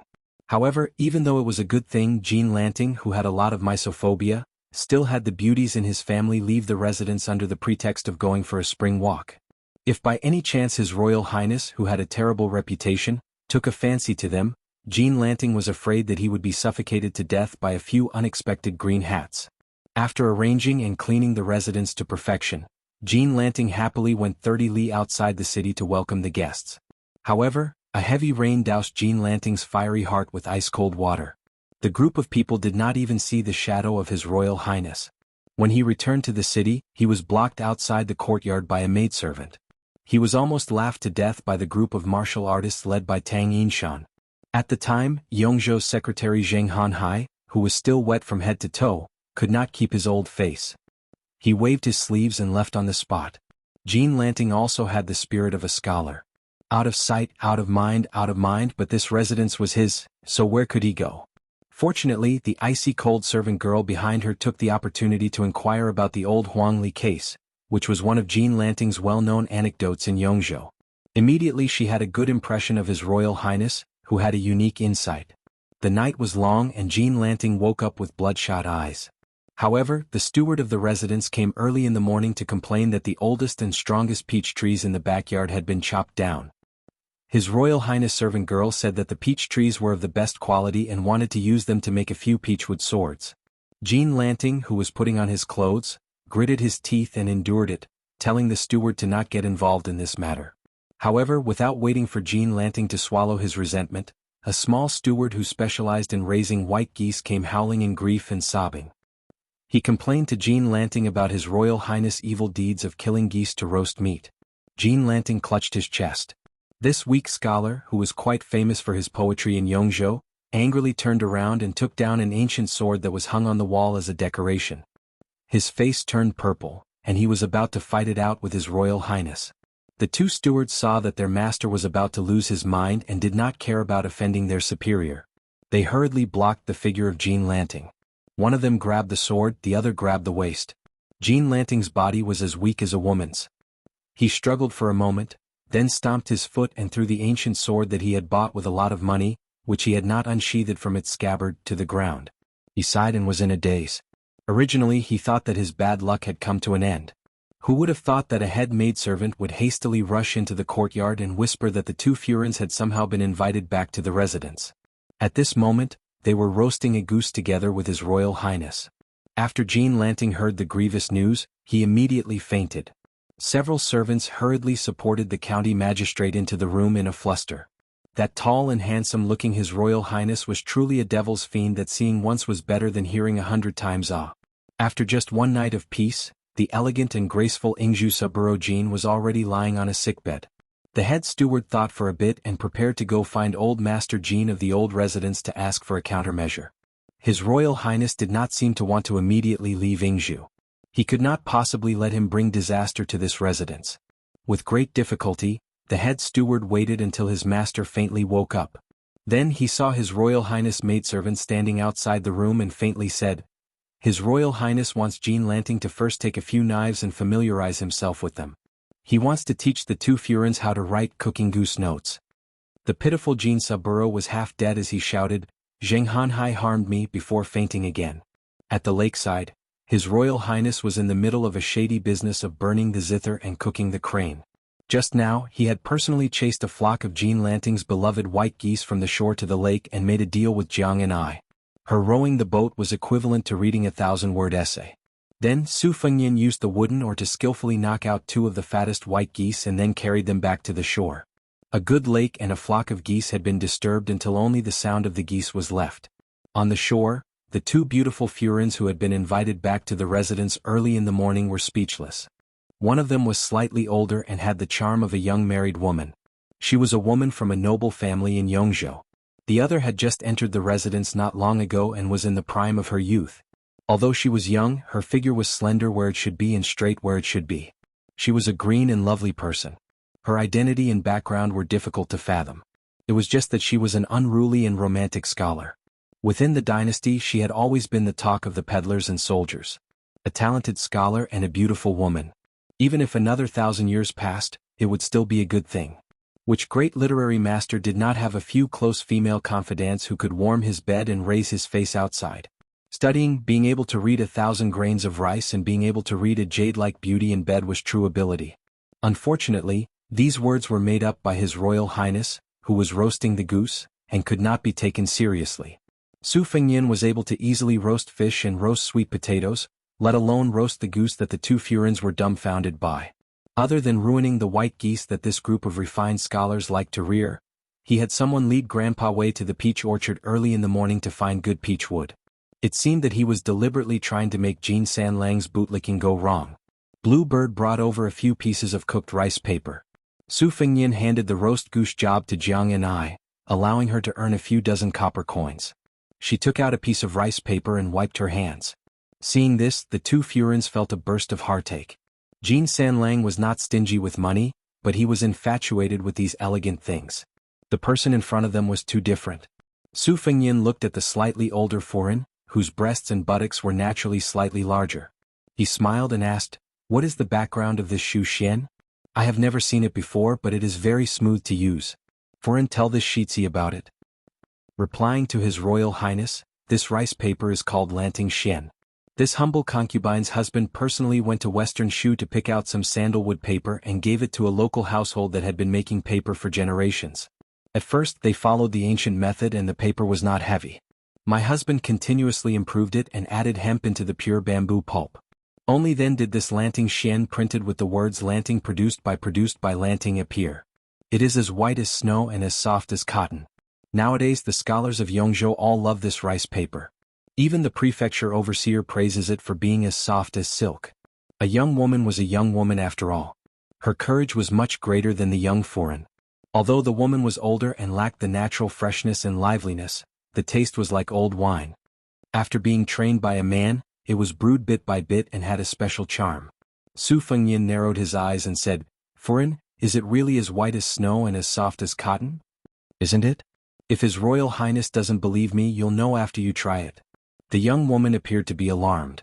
She deliberately turned her head to avoid looking at Su Fengyin. She gently stared at the cooked rice paper. Her charming eyes were like silk. She did not look like a frightened reaction to being teased at all. Su Fengyin laughed in a low voice and said, "I tried the rice paper last night. Furin's words are not false, but there are some. Why don't you try it tonight?" The corners of the young woman's mouth curled up. She remained silent. Everything was understood without words. As a young lady from a landowning household, her bearing and magnanimity in the ways of the world was naturally not something that the young Furin, who could not even be called a pretty girl from a humble family, could compare to. Moreover, the young Furin was too preoccupied with her fear to notice the vulgar and amorous words that Su Fengyin spoke while looking at Lu Furin's chest. The young Furin was only afraid that His Royal Highness would abduct her into the courtyard during the day and do those embarrassing things to her. He was Su Rintu's biological son. As a military officer, he was a prince with a different surname. As a civil official, he had the title of Pillar of the Nation. He had the two most glorious identities of the dynasty. If His Royal Highness really broke the law and committed crimes, what would she do? San Lang must have heard the news long ago, but he had not shown himself. Did that mean he had tacitly agreed? What should she do? The young Furin's heart raced. She stole a glance at the young and handsome His Royal Highness. On his waist hung a pair of beautifully matched blades. His figure was tall and slender. Compared to San Lang, he was much more confident and at ease. Moreover, his body was much more sturdy. If she was held in His Royal Highness's arms and pressed under his body. Thinking of this, the young Furin, who felt ridiculous and embarrassed, felt her face burn. She lowered her head, not daring to look at the handsome young master who seemed to be able to make her commit a mistake with just a glance. Jiang and I listened to Su Fengyin flirting with the shameless old woman and did not feel anything. This was the style of the great idiot of Bailiang, Su Xiaoyan. If he had always been that Su Fengyin who was obsessed with blades, she would have felt unfamiliar. The old god of swords had arrived at the lakeside at some point. He took a skewer of half-cooked roasted goose and stuffed it into his mouth. After chewing a few mouthfuls, he was somewhat surprised at Su Fengyin's experience. He gave a rare compliment. "Kid, don't use your blade to scare Jiang and I. Change your profession and open a roasted meat shop. I guarantee that business will be prosperous." Su Fengyin dismissed it with a laugh. He was used to this old man's dog mouth. Nothing good came out of it. Chapter 106.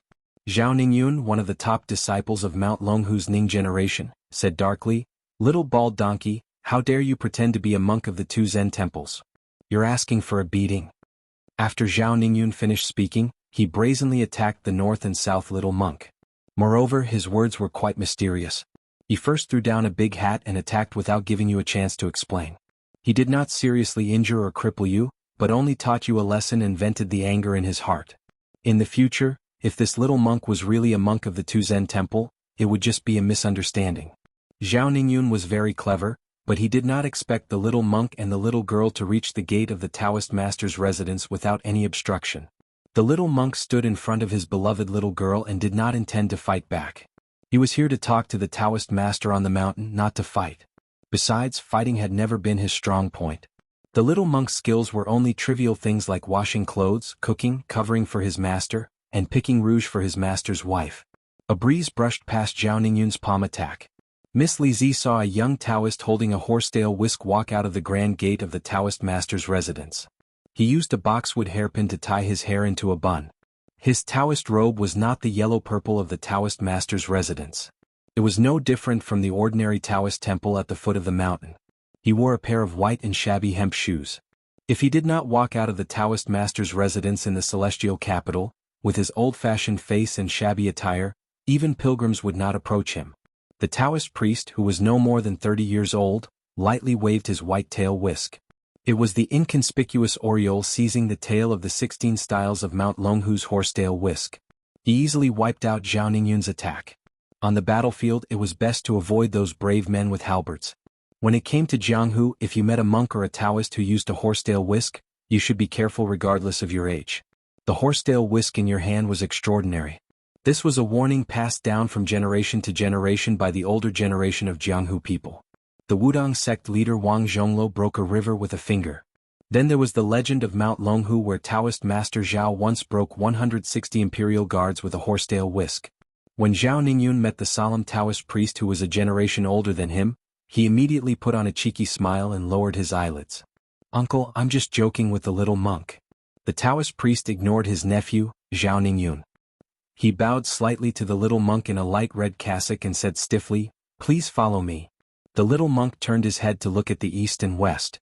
After getting permission, he took the lead and walked into the Taoist master's residence. After entering the main door, he found that there was another door behind the first one. On the white jade floor, there was a huge 8 trigrams Tai Chi diagram. It was full of the mysteries of heaven, which made people feel reverence. The 2 doors were as imposing as the main door. The dragon and tiger bow their heads to the Taoist master, and the ghost and god admire their virtue. Unfortunately, Su Xiao said that he would press down the dragon and tiger's head at the foot of the mountain. In the eyes of some people, this couplet was suspected of slapping the face of the Taoist master's residence. Inside the second door, there was a bell tower with a hanging bell of 9,999 pounds. After the bell tower, there was a magnificent double-eave jade emperor hall. It was the tallest and largest among all the Taoist temples and palaces in Longhu Mountain. There was a statue of the Jade Emperor and 12 heavenly monarchs on both sides of the hall. The 8 golden dragons, which were only one less than the 9 dragons of the Son of Heaven, were coiled in the middle of the hall. They were so lifelike that it seemed that they could fly away with a light touch. The little girl looked up and was very nervous. She followed the little Taoist master and the stupid Nan Nan through the corridor of ancient tablets. Finally they came to the third door. If they took another step, they would enter the private inner door of the Taoist master's residence. Only emperors, generals, and ministers of the secular world could have such treatment. However, the Taoist horsetail Whisk, who was called uncle by Zhao Ningyun, did not stop. He led the little girl and the little monk in. There were 10 vermilion words on the wall of the courtyard: "Unparalleled land of the south, the first house on the left of the river." The little girl saw the horizontal words, "Immortal capital of the Xiang country," above her head and secretly stuck out her tongue. She did not feel that it was very impressive when she looked outside, but after entering the Taoist master's residence, even she had to admit that it was indeed much more magnificent than her own home. Even if she did not have the happy scene of rowing boats and watching the red carp jump in the Beiliang Palace, alas, those abbot at home who only knew how to eat and drink did not know how to repair the temple. After all, her home was the first holy land of Buddhism. The third door was divided into 3 halls. At the back of the front hall, there was a round green jade stone that could not be held round by 2 hands. It was called the welcoming and sending stone. The Taoist master would stop here to welcome the distinguished guests of the residence. The Taoist master led the 2 to the hall in one breath and let the 2 rare guests sit down. 2 delicate and pretty Taoist children served tea. In the hall, there were portraits of the first 3 generations of Dragon Tiger Mountain. In the middle of the hall was the first generation of the Taoist master's residence, Zhao Lingzuan. He stood with his hands clasped behind his back, looking like a celestial being. There was a couplet hanging on the wall: "What is there to be like? Discipline the demons and evils to retreat." To the left and right were the second and third generation of the Taoist master, Zhao Qiyu and Zhao Jiqing. One was sitting with a sword and the other was standing with a horsetail whisk. The Taoist master with the horsetail whisk, who looked very similar to the third generation of the Taoist master, waited for the 2 to sit down and said calmly, "I'll go and ask the Taoist master to come out of seclusion." Come out of seclusion? That meant the Taoist master Pai Gu was in seclusion. No matter how ignorant the young lady was, she was not stupid enough to trouble the Taoist master of the Zhao family to come out of seclusion to welcome guests. She hurriedly waved her hand and blushed slightly. She smiled awkwardly and said, "Taoist master, there's no need to trouble the Taoist master. Let's just drink some tea and then go down the mountain." The Taoist master was probably a stubborn person. He said calmly, "It's fine." Chapter 107. The little monk was the exact opposite of the little girl. He was always muddle-headed when it came to small matters. Every day he would be scolded as an idiot by the little girl's family of 3. After being a monk for a few years, he had worked like an ox or a horse for a few years. But for some reason he was magnanimous when it came to important matters. He clasped his hands and said, "This little monk will talk about Zen with you." The Taoist priest smiled for the first time and slowly said, "You know how to talk about Zen, but I don't know how to preach. If you don't mind, I can call Mr. White Lotus out and talk to the master." The little monk respectfully said, "Okay." The little girl's face was taut and she didn't dare to say or laugh. In fact, she was already happy in her heart. Look, although stupid North and South was stupid, he could still hold up his face in some situations. She knew the name of Mr. White Lotus. He was Bai Yu, who was bestowed with a purple robe by the emperor. Years ago it was this Taoist priest who won the argument on the top of the lotus. When he returned to the temple, he was so angry that he didn't even smile when he saw her. It was a pity that her father only cared about drinking and was punished by her mother to not leave the mountain for a whole year. Otherwise it was hard to say who would win and who would lose. Stupid North and South couldn't even win an argument. Naturally, he couldn't win an argument with this Mr. White Lotus. But it didn't matter. If he lost, he could find an opportunity to bring Su Fengyan here. Su Fengyan always quarreled with the shrewish village girl. This unknown Taoist priest was much more polite than Zhao Ningyun. He really went to the back hall to call for Mr. White Lotus, who was said to be more arrogant than Mount Longhu. The little girl had just finished a cup of tea when the Taoist priest brought a man in white. Probably because his eyes were damaged from reading too many books, he walked very carefully and habitually narrowed his eyes. His eyes weren't big to begin with, so when he narrowed them, they became a slit. However, he had a very nice and warm smile on his face which was quite similar to Su Fengyan. The little girl felt comfortable looking at him and immediately felt that this Mr. White Lotus was a good person. Father said that there would always be good people who were better than her and bad people who were worse than her at the foot of the mountain. If she met a good person she should be polite, but if she met a bad person she should run away. If that was the case, then the person called Zhao Ningyun outside the Celestial Master's residence was definitely a bad person, and this white Taoist and the one with the horsetail whisk could be considered good people. Therefore the little girl stood up and respectfully greeted him, calling him Mr. White Lotus. Mr. White Lotus, who was not wearing a Taoist robe, first bowed to the little monk from afar. When he walked a few steps closer, he saw the little girl's face clearly. He smiled and said, "Miss, you look like a blessing to your husband. Whoever becomes your husband in the future will have a great fortune." The little girl's face instantly turned red. What should he do? As the saying goes, one does not hit a smiling person. This Mr. White Lotus is really too straightforward. He is even more open than she is.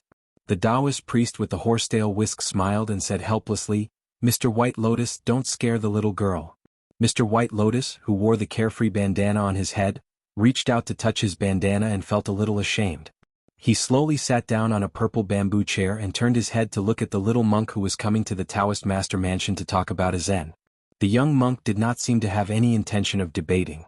All he did was ask curiously, "This place is called Fox Immortal Hall. Is there really a Fox Immortal?" Mr. White Lotus shook his head and said, "No." The little monk said, "Are there any immortals in Mount Longhu?" Mr. White Lotus laughed and said, "I don't think so." The little monk nodded and said, "Then I have no questions." Mr. White Lotus was not disappointed or angry. He was really good-tempered. The little girl felt that the people at the foot of the mountain were not completely right. Mr. White Lotus was not arrogant at all. He was a very amiable uncle. The little Taoist master of Mount Longhu, who was regarded as an amiable uncle by the little girl, smiled and said, "Drink tea, drink tea." The little girl said softly, "After drinking tea we will go down the mountain." It was hard to imagine that Mr. White Lotus, who once talked to the emperor in the palace, nodded and said, "I have no sense of direction and my eyes are not good. I won't be seeing you off. When the time comes, I will have to trouble this bad-tempered junior brother Chi to help me bring you back." The little girl finished her tea and left the hall with the little monk. She walked out of the door in one breath. At the bottom of the stairs, she let out a long breath and patted her chest. The little monk touched his bald head. It was all sweaty. The little girl said jokingly, "Stupid Nanbei, are you afraid too?" The little monk blushed and said, "I'm not afraid of quarreling. I'm just afraid of being beaten after the door is closed." In the hall, junior brother Chi asked, "Did you guys talk about Zen?" Baiyu lowered his head and drank his tea. He said, "Probably not." The old-fashioned Taoist priest said, "Oh." Baiyu joked, "What's the point of quarreling? Look, I'm in a good mood to drink tea. Isn't that better than anything else? An unintelligent little girl and a smart little monk. Isn't that great Zen?" The little Taoist priest frowned and said, "You know I don't understand this." Baiyu smiled and said, "Being in a daze is the way of heaven. Being ignorant is Zen. If you don't understand, you understand. If you understand, you don't understand. Do you understand? I think you don't." The Taoist priest with the surname Chi was still expressionless. He asked, "Grandpa Shituan said that the money needed to repair Xiaoyao Temple should be paid by the Taoist priest's residence. In the future, if anyone from Bailiang comes up the mountain, the Taoist priest's residence will be the one to receive them. However, the sect master is in seclusion. The one in the capital also said to ignore this matter. What do you think?" Mr. White Lotus smiled and said, "Let it be. If it's too much, we'll just have another farce of a horse trampling on dragons and tigers. I like excitement. Anyway, you'll be at the front of the fighting.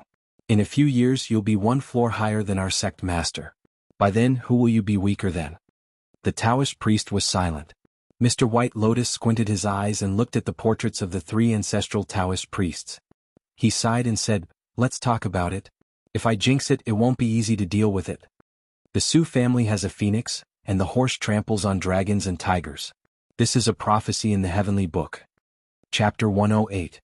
Su Fengyin did not give Madame Su the opportunity to write cooking goose notes at night, because Ningame, the great halberd, led 100 light cavalry from the Phoenix Battalion to Jianghu County at dusk. In the middle of the journey he seemed to have a conflict with Tang Yinshan, the deputy commandant of the Eastern Jin, and the reason was that the light cavalry had arrived at the city. Tang Yinshan ordered the gate guards to close the city gates in advance.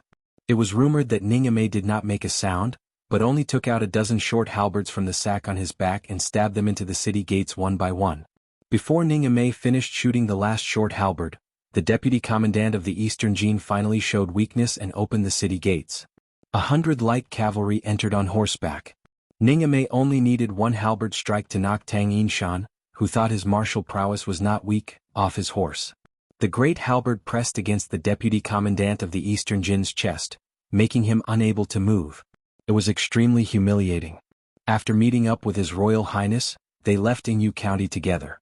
The head of the civil officials in the city, Zheng Hanhai, was sick and did not come out.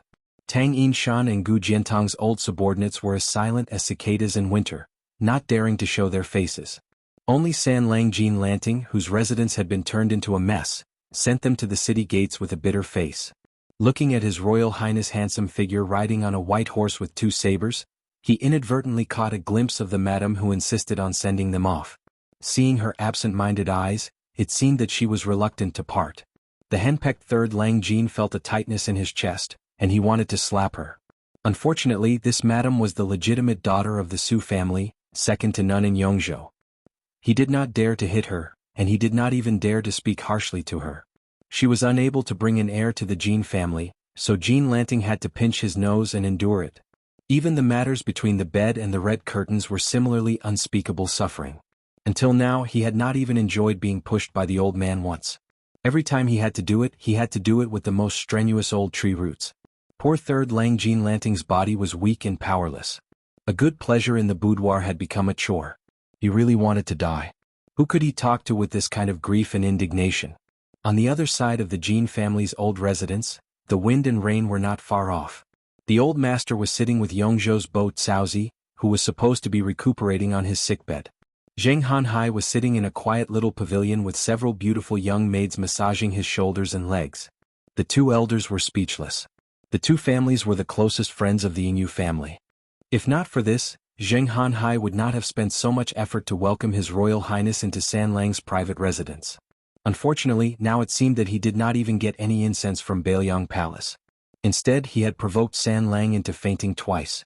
The peach trees were chopped down, the white geese were cooked, and even the few Lanting Rishuan were taken away. There was also the hidden story of the 2 madams being taken advantage of. Zheng Hanhai was very reasonable and did not blame his nephew San Lang for having a grudge against him. Zheng Hanhai smiled bitterly and said, "I originally thought that a person as intelligent as the Pillar Gua, His Royal Highness, would at least be a young man who understood some human feelings. Alas, this time I painted a snake with feet and added to it." This time the old master of the Jin family, who had given Zheng Hanhai several hundred gold taels to bribe the Yongzhou officialdom, pushed away a maid's delicate hand. Rubbing his temples, he sighed and said, "If it was just spending a bit of money, it would be a small matter. However, we made a big show of getting close to His Royal Highness and provoked the displeasure of those martial artists in the Jianghu family. This is also a small matter. However, those provincial overseers and governors who do not get along with the Pillar Gua all looked at us with cold eyes and laughed at us. This time, in the end, it was this half-dead, dizzy old man who stubbornly insisted on doing things his own way and wanted to make a gamble. However, I implicated you, Hanhai. Originally, your position as Bo Caozi's manager was 50-50. Zheng Hanhai had been an official for several decades. The Jin family had never been lenient when it came to providing money and effort. However, he had failed several times. He had long been forced to accept the position of manager. If he succeeded, it was his fortune. Zheng Hanhai had already taken a wrong step with the old master, but he could not take another wrong step. Even in his old age, he still had to separate himself from the wealthy and overbearing Jin family. As a result, he hurriedly shook his head and said with a smile, "Old Master Jin, these words are too serious. Han Hai can guarantee that before I retire, I will ensure that nephew San Lang will have a bright future. The second son of Jiuquan County's Governor Fan Ping has long had his eyes on my small position as Bo Caozi's manager. I will give it to him. Fan Ping is the teacher of our Heian County's new governor. Zhu Jun. San Lang does not lack talent. As long as there is someone who appreciates him, he will definitely have a meteoric rise." The old Master Jin was gratified. Han Hai is considerate. Zheng Han Hai, who had left the city for 30 li and was drenched in rain yesterday, tapped his fingers on the table. He gave the maids at his side a look. The old master understood tacitly. He had these young and tender maids, who were only old enough to be his great-granddaughters, withdraw from the secluded and elegant small pavilion.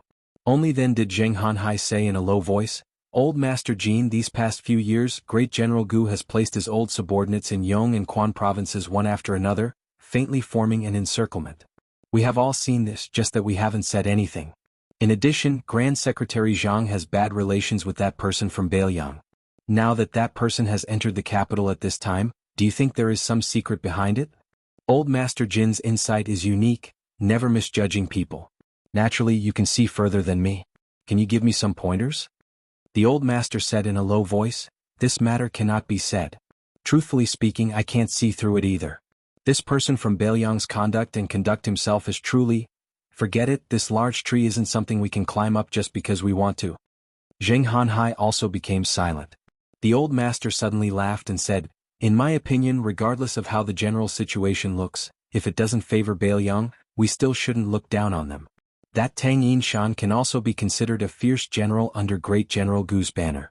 Even if he faces one of Bailiang's four fangs, Ningame, so what? It's just a single strike." When Zheng Han Hai thought of this, his mood improved considerably. Whether Bailiang's military was good or bad, it didn't have much to do with them. It was instead these Tang Yinshan who was the pillar of the state and Marshal Yang Great General Gu Jiantong's Tang Yinshan who was too arrogant and domineering in Yong province, not showing the slightest bit of respect for the local landowning households. It truly was annoying. The next day, Jin family's old master was currently in the study copying the green goat tablet of Wu Taiji's left Immortal Duke that had only spread through the scholarly clear stream at the beginning of the year. Zheng Han Hai couldn't care less about his bearing, frantically rushing in, shouting in pleasant surprise, "Old Master Jin, great news, great news."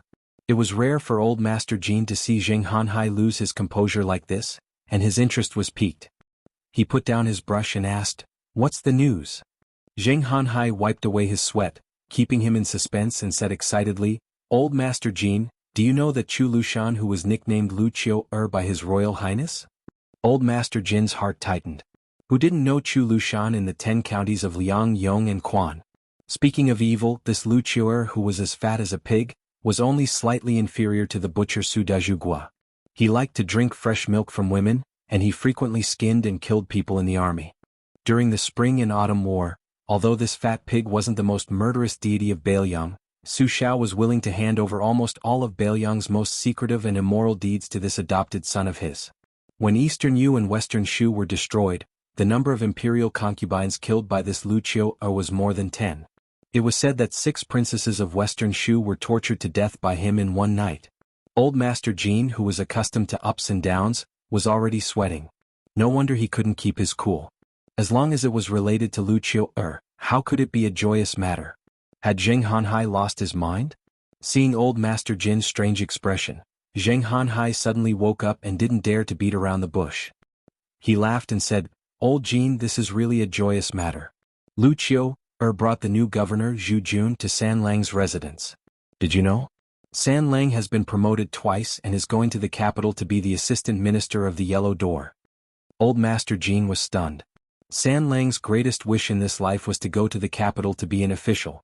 To be able to be in the big yellow door, which was above the small yellow door, was a great honor for a scholar. The big and small yellow doors were a stepping stone that one had to go through to become a grand scholar in the future. The current Grand Secretary Zhang Julu boasted that he was the old Grand Tutor's lackey. Didn't he lie dormant in this noble position of the big yellow door for 16 years? When scholars of the Shangyin Academy entered the capital, their first choice had always been the big and small yellow doors. How lucky was San Lang to suddenly jump into the blessed land known as the Little Dragon Pavilion?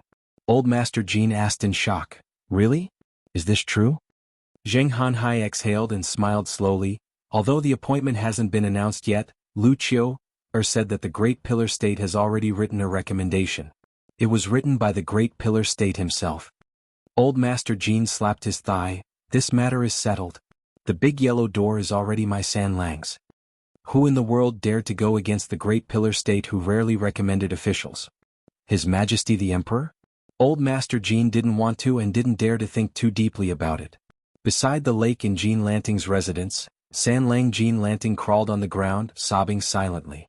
In front of this Yongzhou scholar who regarded himself as a talented and unrecognized official, stood two important figures whose physiques were as different as heaven and earth.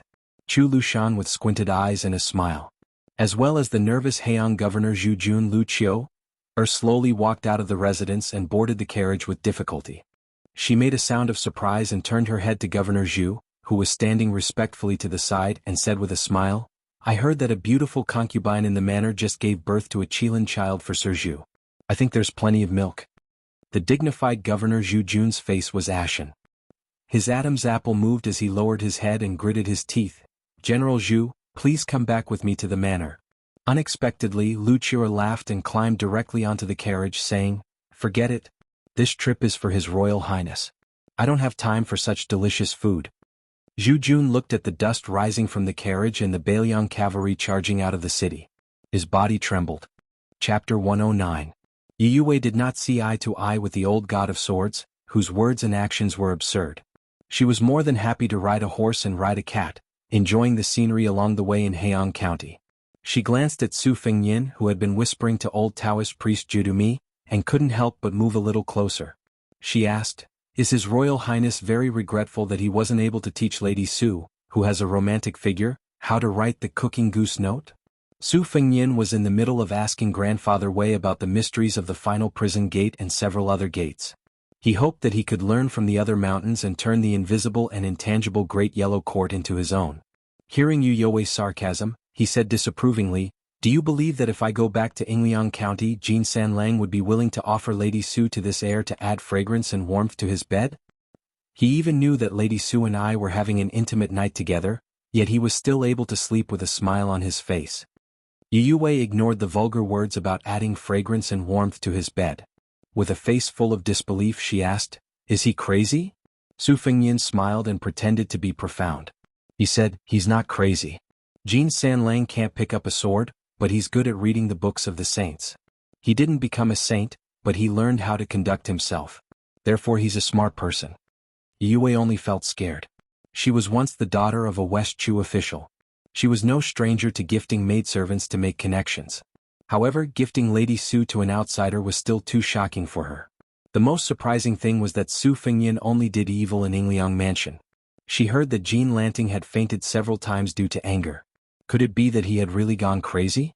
Yu Yue rubbed Wu Meinyang's soft and round body without saying anything. 3 years of traveling, 1 year of practicing the knife, and more than a year of interaction with Su Fengyin before his travels. Thinking about it carefully, they had known each other for 5 years. However, Yu Yue found that she increasingly couldn't understand His Royal Highness. His absurdity was still the same as before, but the shady business of buying poems to pretend to be refined, bringing evil slaves to steal young ladies, and giving generous gifts to wanderers was just absurd. Now, there seemed to be something hidden behind his absurdity.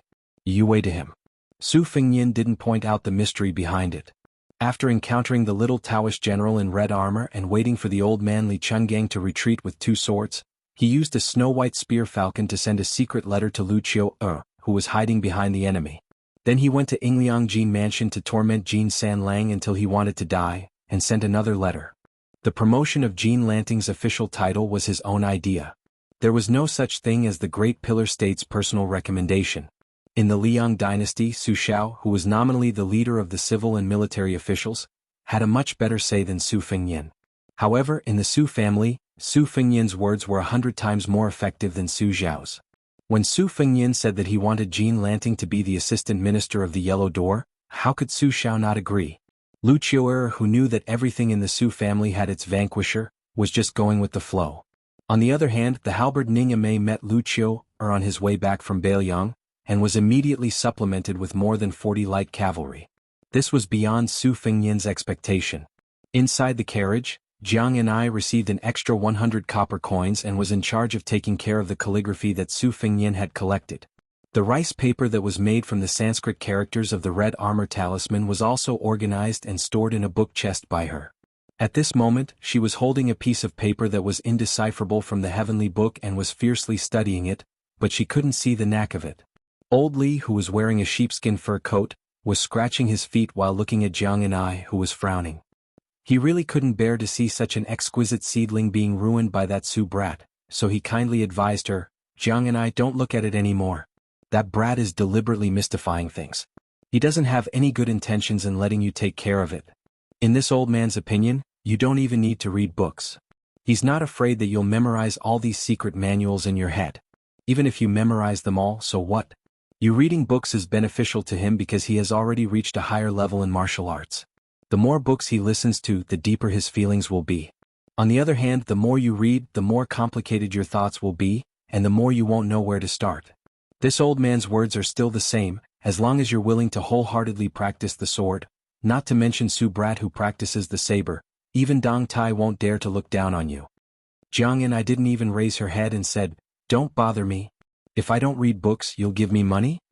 The old god of swords said dejectedly, "What that brat said is true. Little girl, you really only care about money." Jiang and I, who was looking at the painting on the Shen paper, raised her head and glared at him. "Why do you care?" The eccentric Li Chungang liked this little girl's angry appearance the most. He pointed at the top of his head and said with a smile, "Be careful that this old man doesn't return this divine talisman to you." Jiang and I put away the Shen paper and picked up the Thousand Swords Grass Compendium that the old man said wasn't up to standard. She read it carefully. Her memory wasn't good. She couldn't even remember it after reading it 3 times, let alone memorizing it like Su Fengyan. As for the principles of the secret manuals, she only understood half of it and was confused about it. It was very troublesome. The carriage suddenly stopped. Jiang Ni's mood became excited. The first time she stopped the carriage, she saw Chen Zhibao in white sending her off. The second time she saw a strange red-armored man blocking the way to assassinate Su Fengyan. This time, Jiang and I lifted the curtain and was a little disappointed. However, His Royal Highness, who loved to drink, saw a wine stall on the side of the road and took the old Taoist priest Wei Shuyang to drink. After Grandpa Wei and Yu Wei sat down, Su Fengyan said, "The apricot wine sold on the roadside in Jianghu is either heavily diluted or simply fake. Although this shop is small, the wine is authentic. Especially since the place where we are sitting is very close to the well beside the red-crowned crane pavilion. The water in the well is excellent, and it is a perfect match for making wine. The wine is very heavy. The method of steaming and then clearing, which has become popular in recent years, was passed down from the nearby villages. The wine is fragrant and the taste when it enters your mouth, tsk delicious. Waiter, give me 2 pounds of apricot wine and as much beef as you have." Chapter 110. The waiter of the wine stall had already seen that this handsome young master did not lack money. When he heard him praise the apricot wine, he laughed even more. To wine sellers, this wine was like their children. Which parents did not like others praising their children? What's more, everything this young master said was reasonable. The well near the red-crowned crane pavilion was a local historical site that had been around for a long time. Scholars from Yong and Quan provinces often came here with beautiful women to recite poems. However, these scholars with noble status looked down on the roadside stalls. Although the wine tasted authentic, it did not match their status. The owner of the wine stall was not vexed. Today it could be said that his ancestral grave was emitting smoke. Such a knowledgeable young master had come. Judging from his accent, was he from Jianghu? The wine stall owner carefully looked at the 3 retainers who didn't have the right to sit. The woman was really coquettish. Her perky butt was much bigger than his yellow-faced wife's. The burly man with a huge sword was scary. As for the sickly man with a pale face, the wine stall owner ignored him. He only confirmed that he was a human shadow and not a ghost. It was broad daylight, so what was there to be afraid of? After attentively serving wine and meat, the owner glared at the young man who was staring at the beautiful woman holding the white cat in a daze. He was so angry that even he didn't dare to look at the woman. This bastard had eaten a leopard's gall. How was he going to do business? The owner kicked the man's leg, which brought him back to his senses. The owner had heard that the big and small playboys from Bailiang were heroic, but when they crossed the border to cause trouble, which time didn't the young masters from Yong and Quan suffer enough? The local tyrants of Yongzhou were no match for the dragons crossing the river from Bailiang. Especially the number one playboy in Bailiang, His Royal Highness. This young master's arrogance and domineering was the best in the world. Fortunately, our small family didn't have to meet him in this lifetime. The owner, who had never studied but had heard a lot of apricot poetry, smiled with pride and flattery. This young master looks like an expert. I heard from my grandfather that our apricot flower was written about in the Yongzhou geographical annals. Su Fengyin poured Yu Yue a cup of sparkling apricot wine and said with a smile, "Yes, the new well outside the Red Crown Crane Pavilion. The water is heavy and contains crab roe. They're praising this wine." This time the boss was truly intimidated. He praised from the bottom of his heart, "Young master's knowledge is as vast as the sky." Su Fengyin laughed and said, "Then can you give us a discount?" The boss was immediately stunned and put on a difficult expression. Bootlicking didn't cost a single copper coin.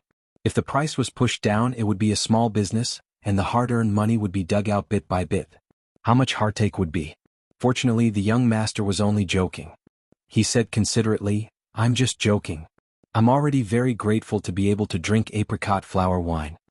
In the past 2 days, Xu Xiu, who had become increasingly curious about His Royal Highness, saw Su Fengyin holding a dirty bowl and drinking inferior wine from a remote and desolate place. She was even more puzzled. Although she came from the wilderness of the southern kingdom, she had been a witch since young and was worshipped as a deity. When it came to basic necessities, she couldn't compare to His Royal Highness. Later, she defected from her sect and wandered the Jianghu alone. There was an endless stream of admirers, so Xu Xiu had never been shabby. Seeing Su Fengyin so casual about trifles, she was really puzzled. Jiang and I followed the craving old god of swords down the carriage and sat on the bench opposite Su Fengyin's table. Yu Yue took a sip of the warm apricot flower wine. It tasted good and was different from Bailiang's green ant wine. She asked softly, "What's the story about this well?" Su Fengyin was narrowing his eyes and savoring the fragrance of the wine on the tip of his tongue. When he heard the question, he smiled and said, "Legend has it that there was an immortal on Mount Wudong who was resting on a crane in a pavilion. Seeing the simple customs of the people, he couldn't bear the hunger and thirst of the people, so he spat mouthfuls of saliva into the well. From then on, the well water was sweeter than the famous springs in the forest." Yu Yue's expression was unnatural. "Saliva?" Su Fengyin laughed and said, "Perhaps some people's saliva is sweet. I want to taste it, but unfortunately I can't be sure." Yu Yue's cheeks flushed. She didn't know if it was because of the cup of apricot flower in her hand or because of someone's drunken words. Old Manly rolled his eyes and muttered, "Little Jiang, let's give up the carriage later. This old man is sick of seeing the two of them flirting all day and not doing anything serious." Jiang and I, who didn't drink, said angrily, "Pay up." "No, 10 times. Su Fengyin was just about to attack the little mud man who demanded too much when he caught a glimpse of Ningame riding alone. This Bailiang brave general was meticulous and didn't use his halberd. He dismounted and was about to call out, "Your Highness," when Su Fengyin waved his hand and said, "Come, let's drink. Waiter, bring 2 caddies of wine." Ningame didn't stand on ceremony. He stood and drank 3 big bowls. His expression was the same as usual. Most likely he could drink 1,000 cups without getting drunk. This wasn't strange. The Bailiang cavalry was strict, but every time they destroyed an enemy or massacred a city, they could drink to their heart's content. Among the generals and soldiers from Bailiang, there were very few cowards with poor alcohol tolerance. Ningame omitted the frightening title His Royal Highness. Ever since that day when Chen Jibao personally led 300 cavalrymen to send him off, he was forced to stand on the same line as Bailiang's Double Fang's heroic beast Wei Fuqing. His Royal Highness didn't have a good expression, so he didn't have a chance to speak after meeting His Royal Highness again. Ningame's official rank wasn't high, so he didn't care if he could use this opportunity to be on good terms with His Royal Highness. It was just that he had humiliated those former subordinates of the Pillar of the State and Great General of Wuyangu Jiantang at the gate of Inyu City. It was hard to guarantee that the Deputy Commandant of the Dongjin Imperial Guard wouldn't jointly report him for indiscriminately starting a war. As a general of Bailiang, Ningame didn't need to care about this kind of trivial matter. However, if he made His Royal Highness feel that he was being reckless, then he really couldn't face the 40 or so comrades who had been killed or injured. Therefore, when he heard that the cavalry ahead had stopped, he rode alone and wanted to say a few words of conscience that wouldn't make his face red. He only hoped that His Royal Highness wouldn't take his anger out on the Phoenix Battalion, which was worthy of being called Bailiang's army's men. The owner of the liquor store and the waiter all sensibly stood far away. This man was born with a strong back and a strong waist. He was wearing heavy armor and had an overbearing aura. He did not look like an ordinary soldier. Could he be one of the generals in Heian County? Ningame lowered his voice and said, "At the Yingzhou city gate, Ningame taught a lesson to those fellows who closed the city gate." Su Fengyin interrupted Ningame's words and laughed softly. "General Ning, do you think you've vented your anger by knocking down the Eastern Forbidden City's deputy commandant with your halberd? If I was there, wouldn't I let you strip him of his armor and hang him on the city gate? If you think you've gone too far and are afraid of causing trouble for me, fine, I'll regret treating you to those 3 bowls of wine. But if you still think it's not enough, I'll treat you to 3 more bowls of wine. How about it?" Ningame suddenly showed a heroic spirit. He was in high spirits, which made this Bailiang's second Fong look extraordinarily majestic. Then Ningame must drink 3 more bowls of wine. Chapter 111.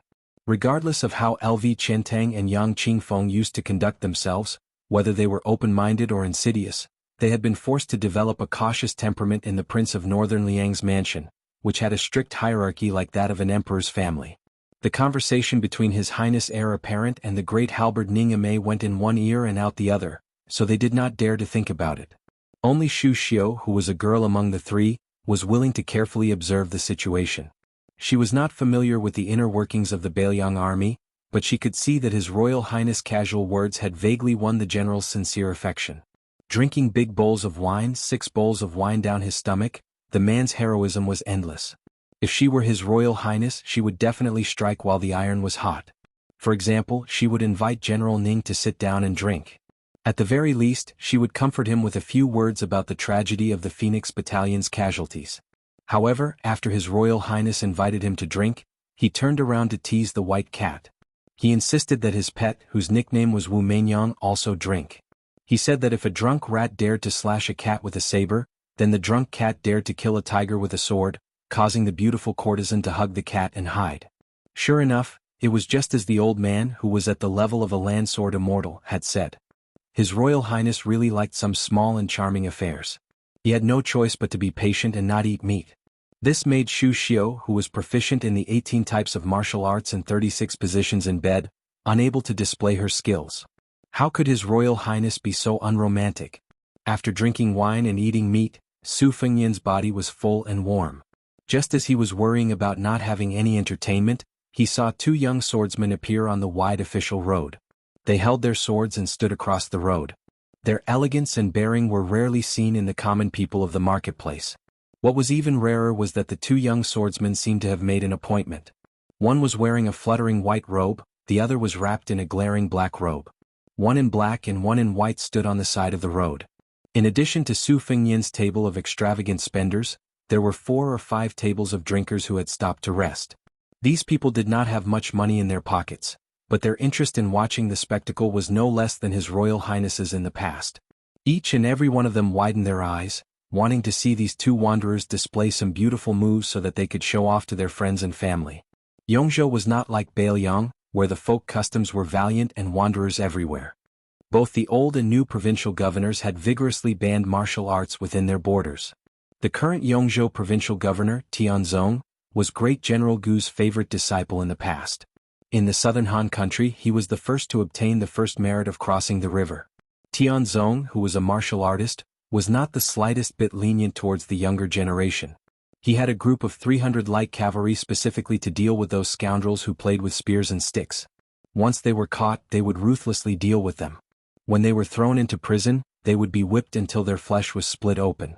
If they were disciples of Jianghu sects, they would be investigated and punished. As a result, it was very difficult for Yongzhou to see the flourishing scene of the martial arts world 20 years ago. The 2 swordsmen fought until the sky turned dark and the earth turned dark. They exchanged blows back and forth, and the coordination of their sword moves was so seamless that it made the layman exclaim in admiration. Soon, the bored drinkers who had their eyes widened, cheered and applauded loudly. Dust immediately flew up on the official road. A few carriages passing by stopped to admire the dazzling sword moves and sword momentum. Su Fengyin turned his head to look at the carefully arranged show. In the past, when he was in Bailiang, he was just a bystander and was happy to tip a lot of silver taels. Now that he had started practicing the saber, he had seen the fierce saber of the white fox face and the white-haired old man, and he had personally blocked countless sword moves of the Wudong sword maniac Wang Xiaoping, not to mention the two sword moves of the old god of sword Li Chenggang. The two swordsmen's spirit was weak, and their crude sword moves were even more difficult to master. After watching for a while, Su Fengyan felt bored and asked with a smile, "Lu Qiantang, how many sword moves of yours can these two people block when they work together?" Lu Qiantang, who had been watching the tide and practicing the big sword and wholeheartedly forging the vigorous sword will, answered truthfully, "Not even one sword move." Su Fengyan looked at Yu Yue and joked, "These two people are waiting here trying their best to swindle some silver taels from me. Their intentions are commendable. Look at their brand new clothes, they might have saved money from starvation. Moreover, Yongzhou prohibits martial arts very strictly. If they dare to compete on the official road, they must have some courage. Yue, do you think they should be rewarded?" It should be known that Yu Yue's mother was the head of the sword servants of the late emperor of West Chu. Although she had only learned a little of the splendid sword dance, she had understood most of its spirit. Naturally, she was not interested in these two pretentious embroidered pillows. She shook her head and said, "Their sword skills are mediocre. They shouldn't be rewarded." Su Fengyan did not say anything. He picked up his wine bowl and drank a mouthful of wine. He was in a daze which was a bit abnormal. On the official road, the two swordsmen saw that there was no movement here for a long time. When they heard that His Royal Highness was traveling in Liangzhou, they began to rehearse for a long time. They were about to use up all the moves they had practiced for a long time. It was inevitable that they were anxious. The white-robed swordsman was unsettled and accidentally forgot to follow the rehearsal sword move, injuring his opponent. As a result, the black-robed swordsman was also injured and began to fight with all his might. This inadvertently attracted the attention of the spectators who did not know what was going on. They were extremely excited. They only felt that this fierce battle was really exciting. There was even blood. How could such a soul-stirring competition between experts be compared to a common villager carrying a kitchen knife and a hoe? Some of the customers who were short on money and could only carefully count their copper coins to buy wine were willing to each order a few more bowls of apricot wine. Chapter 112. Su Fengyan did not go to watch the clumsy fight between the two poor wanderers. He only remembered a friend he met during his travels years ago. Apart from little Li, who was a generous acquaintance and confidant, only that fellow named Wenhua was willing to travel with him. That fellow's parents seemed to have passed away early. After spending a few years with his brother and sister-in-law, he could not stand his snobbish sister-in-law's sarcastic remarks. In a fit of anger, he began to wander the Jianghu alone.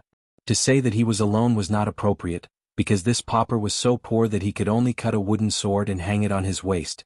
How could he afford a horse? Although Wenhua was poor, his ambition was boundless. He said that he wanted to find a famous master to practice a famous sword. He wanted to make a name for himself so that he could return home and bring glory to his ancestors. He wanted to obtain an expensive and good sword with sword benefits.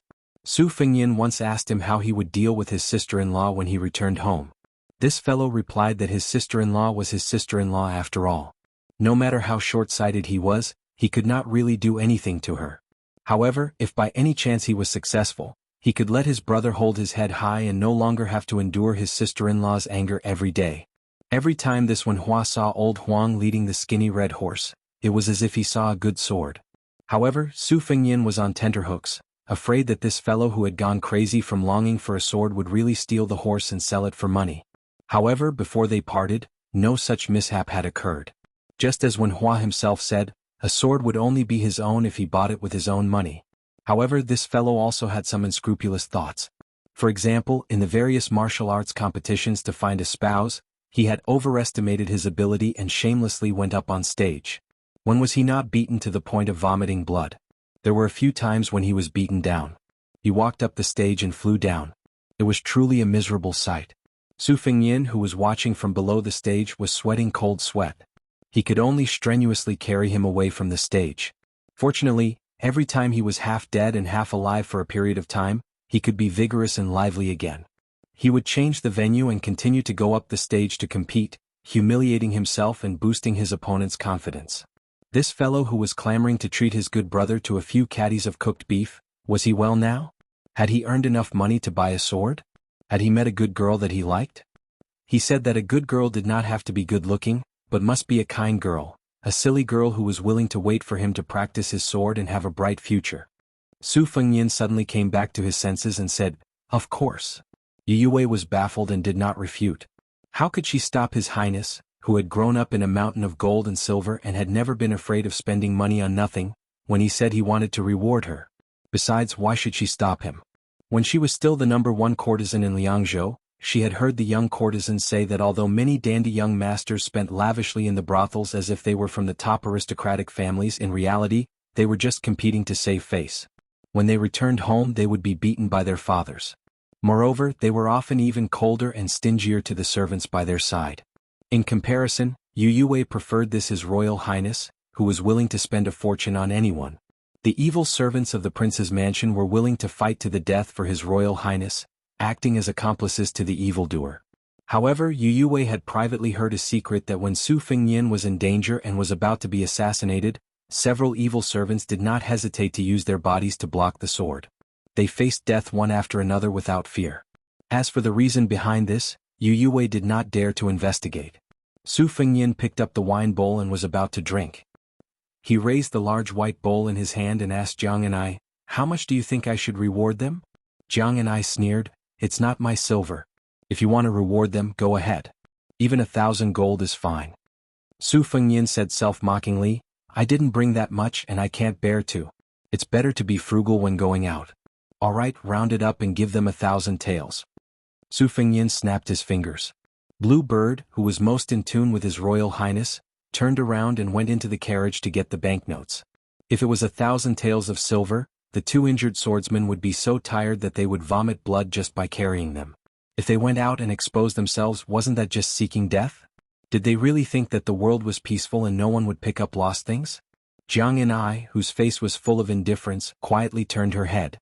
The little girl, who was not good at math, stretched out her fingers to calculate. If one hand wasn't enough, she added another small hand with calluses. After much difficulty, she calculated the result. Her face immediately fell. 1,000 taels, 1 copper coin per word. 1,000 copper coins was 1 tael of silver. Wouldn't she have to read a whole million words of secret manuals and classics? She might not even be able to earn 1,000 taels of silver even if she finished reading that box of books. Practicing the sword seemed to be quite good. Didn't those two wanderers earn 1,000 taels with just a few bowls of wine? Jiang and I, who was secretly calculating, sighed and muttered, "But practicing the sword is really hard." Raising her head to look at the old god of swords, who was once invincible in the world but only had one arm left, Jiang and I felt that it was better to give up. Studying and earning money was good enough. The two swordsmen didn't hear the rumor that His Royal Highness had said, "It's a skill and should be rewarded." They were very disheartened.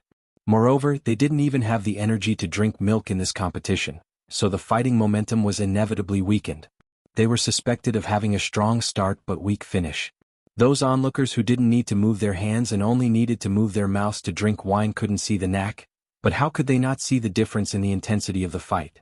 Seeing that the two wanderers were getting more and more sloppy in their fight, they began to jeer and boo. On the official road, the two swordsmen, whose mouths were full of dust, had the urge to rush over and beat these bastards up. However, with the presence of the high and mighty crown prince, they could only suffer in silence. Indeed, as Su Fengyan had predicted, even their new clothes were bought on credit. Their swords, which were worth some money, were already in their possession. Otherwise, they would have lost everything and would not be able to face their confidants, who were eagerly waiting for them to go back and buy rouge and face powder. The heavens had opened their eyes. Blue Bird walked slowly, handing 2 stacks of 500 taels of silver notes to the young swordsman. One of them couldn't help but look at the beauty in front of him when he took the notes. His vision blurred and he flew backward, landing heavily on the ground. The other wanderer was shocked. He didn't care about exposing himself and hurriedly ran over to help his companion. He hurriedly took a small path to escape. Seeing this funny scene, Yu Yue couldn't help but smile. Su Fengyan didn't smile at all. He just lowered his head and drank a mouthful of wine. He said to himself, "Wenhua, so what if you can't afford a good sword? I hope you can always carry this broken wooden sword and become famous all over the world. When the time comes, according to our agreement, you will treat me to beef and I will cheer you on." The old god of swords, Li Chuangong's expression changed slightly. Looking at His Royal Highness, who was acting a little strange today, the old man habitually tugged at his sheepskin coat and said softly, "Boy, find a time to fight with that Lu fellow. This old man will watch the show. It's more interesting than watching two idiots who don't even deserve to carry a sword fooling around. Su Fengyin, who was busy thinking about the promise he made years ago, didn't hear the old man's words clearly. He raised his head and asked in surprise, "What?" The old man, who had always been sarcastic to His Highness the Crown Prince, felt as if the sun had risen from the west. He said calmly, "I'll let you fight with the one surnamed Lu." Su Fengyin said in a low voice, "All right." Chapter 113. Of course Lu Qiantang wasn't deaf. He heard that the old sword Immortal Senior wanted him to spar with His Royal Highness. Although it was mostly a manual job to slowly feed His Royal Highness, what he practiced was the tide-watching heavy sword. His attacks weren't as delicate and precise as other sword techniques. What if he injured His Royal Highness? Who would he complain to? Looking for the Pillar State, who was known for being protective of his own people, would be courting death. Talking to His Royal Highness about the principle that swords and sabers have no eyes? No matter how he looked at it, this His Royal Highness didn't seem like a master who was easy to talk to. Who knows, he might even be made to suffer along the way. Lu Qiantang lamented in his heart. Forget it, I'll just deal with whatever comes my way. When the time comes, I'll just have to go all out. At worst, I'll just stand there and let His Royal Highness hack at me a few times. Xu Xiu, who had been told to get lost by Su Fengyin during the battle with the red-armored man, smiled. How about it? This time, it's your turn to be defeated, Lu Qiantang. You just had to learn swordsmanship. This old lady wants to see how you're going to deal with this. Xu Xiu lightly spat on herself. What old lady? This little girl is still young. How many girls in the world can still be as beautiful as me when they reach the age of 30? Pinching her face, her skin could even drip water. Xu Xiu, who hadn't been a witch for many years, was admiring herself. Su Fengyin had already stood up. Bluebird paid the bill and gave a few extra taels of silver, making the wine stall overjoyed. Looking at the procession of horses slowly moving, the wine stall owner sat on an empty bench, weighing the taels of silver in his hand. It was rare for him to pour himself a bowl of apricot distiller's grains from the bottom of the wine jar.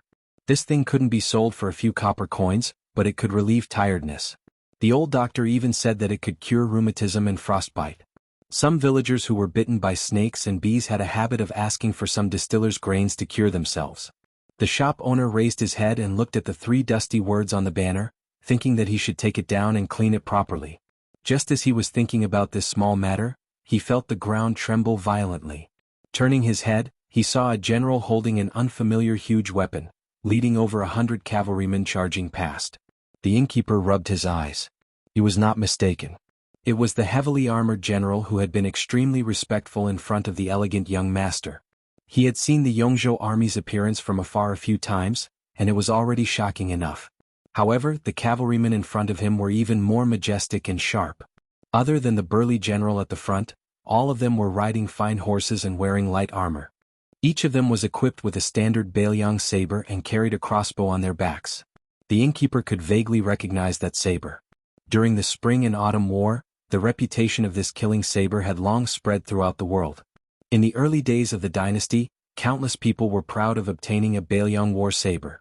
Later on, the imperial court issued a decree forbidding anyone other than Bailiang soldiers from carrying such a saber.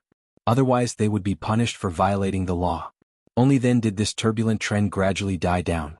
Damn, which one of the children in Yongzhou's mink fur coat could have 100 elite cavalrymen following closely behind them? Was it a descendant of a general from Bailiang who came to Yongzhou to play? However, Yongzhou had clearly been competing with Quanzhou and Liangzhou for the past few years. This was something that even a commoner like him was well aware of. How could a dandy from Bailiang have the boldness to mobilize an army to gallop within Yongzhou's borders? Wasn't this forcefully slapping our provincial governor Tian's face? The innkeeper carefully put away the silver pieces. With one hand he protected the half-empty bowl of white wine. He raised his other hand and waved it to disperse the dust. After thinking for a while, he still could not figure out the background of this gentle and elegant young master. In short, he was an important figure that he had never seen before in his life. The innkeeper waited for the dust to dissipate before raising his bowl and drinking a mouthful of distilled grains. He sighed emotionally and said, "This young master's family background is truly impressive. When I get back, I will have a good talk with my wife who has never seen the world. Sigh, it's a pity that he's not from our Yongzhou. Otherwise, I would have some face to talk about him with others." Yuan Meng, who once fought alongside Ning Amei in the heavy rain against that terrifying red-armored man, was a military officer from a mid-tier noble family in Beiyang. His career as a civil official was not smooth, so he joined the army in Beiyang. Since young, he had learned martial arts from a reclusive martial arts instructor who had retired from the Jianghu. Yuan Meng's spear techniques were imparted to him. Although he could not compare to Xiao Tu, who was taught by the spear immortal Wang Xiu from the northern lands, he could still be considered a valiant general who could take charge of an area on his own. To be honest, it had only been a day since he left Beiyang, but he had already lost dozens of his brothers. This made Yuan Meng, who viewed his soldiers as his own hands and feet, so angry that he wanted to vomit blood. What was even more depressing was that he could not show this grievance on his face. He did not dare to speak irresponsibly to His Royal Highness. The funny thing was that Yuan Meng and Great Halberd Ning Amei's military rank were actually the same, secondary rank 6, a position that was neither high nor low. However, Yuan Meng was sincerely convinced by General Ning. Beiyang's 4 fangs were obviously inferior to de Zhugua's 6 foster sons. However, in the Beiyang army, the 6 leading generals held high positions and power, so it was inevitable that they would not be able to reach them. The 4 fangs tiger generals, on the other hand, were easier to see with their own eyes. On the battlefield at the border, they could be seen during celebrations and drinking. In Yuan Meng's opinion, General Ning was the most trusted of the 4 fangs. Every time he broke through enemy lines, he would lead the troops just like de Zhugua. When he returned to his tent, he was amiable and approachable. He was much easier to get along with than Dian Xiongzhao, who had a bad temper and was prone to whiplash. Especially in the small Heian County, General Ning used his halberd to knock down the Eastern Forbidden City's deputy commandant who did not have eyes. This was the valiant general of Beiyang. Ning Amei suddenly raised his halberd and stopped his horse. He turned around and laughed loudly at all the light cavalry. His Royal Highness told me when we were drinking that if he was at the Yingliang city gate that day, he would strip that Eastern Forbidden City's deputy commandant naked and hang him on the city gate. Yuan Meng was startled. The 100 personal cavalry of the Phoenix Battalion probably had the same expression as their leader, Yuan Meng. Their hearts were somewhat moved, but they did not take it seriously. Ning Amei only passed on the message and then continued to urge his horse forward. That giant halberd almost dragged the ground. According to the schedule, they would enter a city to rest at dusk. Su Fengyin did not enter the city. He let Lu Qiantang pick a small path to enter the Qingqing mountain range. This meant that unless they found the temple on the mountain, the group would have to sleep in the wilderness tonight. Qingqing mountain had 64 peaks, big and small. The peaks encircled the mountain like a city. The ancient trees were green all year round and the greenery was thick. That was why it was named Qingqing. Chapter 114. Yongzhou had 3 wonderful sceneries. The easternmost was the West Sword Pavilion, which was said to have been created by a sword immortal with a sword coming from the east. It was the most dangerous place. In the south was the Kuei Gate Pass, which was said to have been passed by a saint riding an ox. The third was the Taoist Holy Land where the Qingqing king was born. It was originally a paradise of the 9 pecks of rice sect, but the verdant gazelle palace master, who was bestowed to the Qingqing king by the old emperor, was a Taoist priest from the dragon and tiger sect. He had taken over the 9 pecks of rice sect and expelled all the 9 pecks of rice sect, leaving only the verdant gazelle palace. Therefore, the number of incense in the Qingqing mountain decreased sharply every year. It was much more deserted than the other famous mountains, which was really inconsistent with the Qingqing mountain's reputation. Misfortunes never come singly. There were fewer visitors, but there were more bandits occupying the mountain and calling themselves kings. Groups of stragglers and wandering soldiers were untraceable, and they often called themselves kings together with the Qingqing king. It was very troublesome for the government to exterminate them. Even if there were a lot of old hunters willing to take the risk to lead the way, they often failed. After several twists and turns, the county governor saw that the verdant gazelle palace master did not appreciate the kindness and even turned the tables by saying that the government was stirring up trouble and was noisy on this quiet place. He was even more unwilling to waste money and manpower, unless it was a high-ranking official who had nothing better to do and came to Qingqing mountain for sightseeing. Unfortunately, they were robbed and forced to send troops into the mountain. The government was waiting for Qingqing mountain to become a dead mountain and a dead city. They wanted to see how the Qingqing king, who only had a title, could maintain the incense. When His Royal Highness changed the itinerary, the old Taoist priest, Wei Shuyang, was quite emotional. When he was young, he lived on a peak in the back of the mountain. However, he was not the kind of person who admired Taoism when he was young. After all kinds of discouragement, he became a Taoist priest.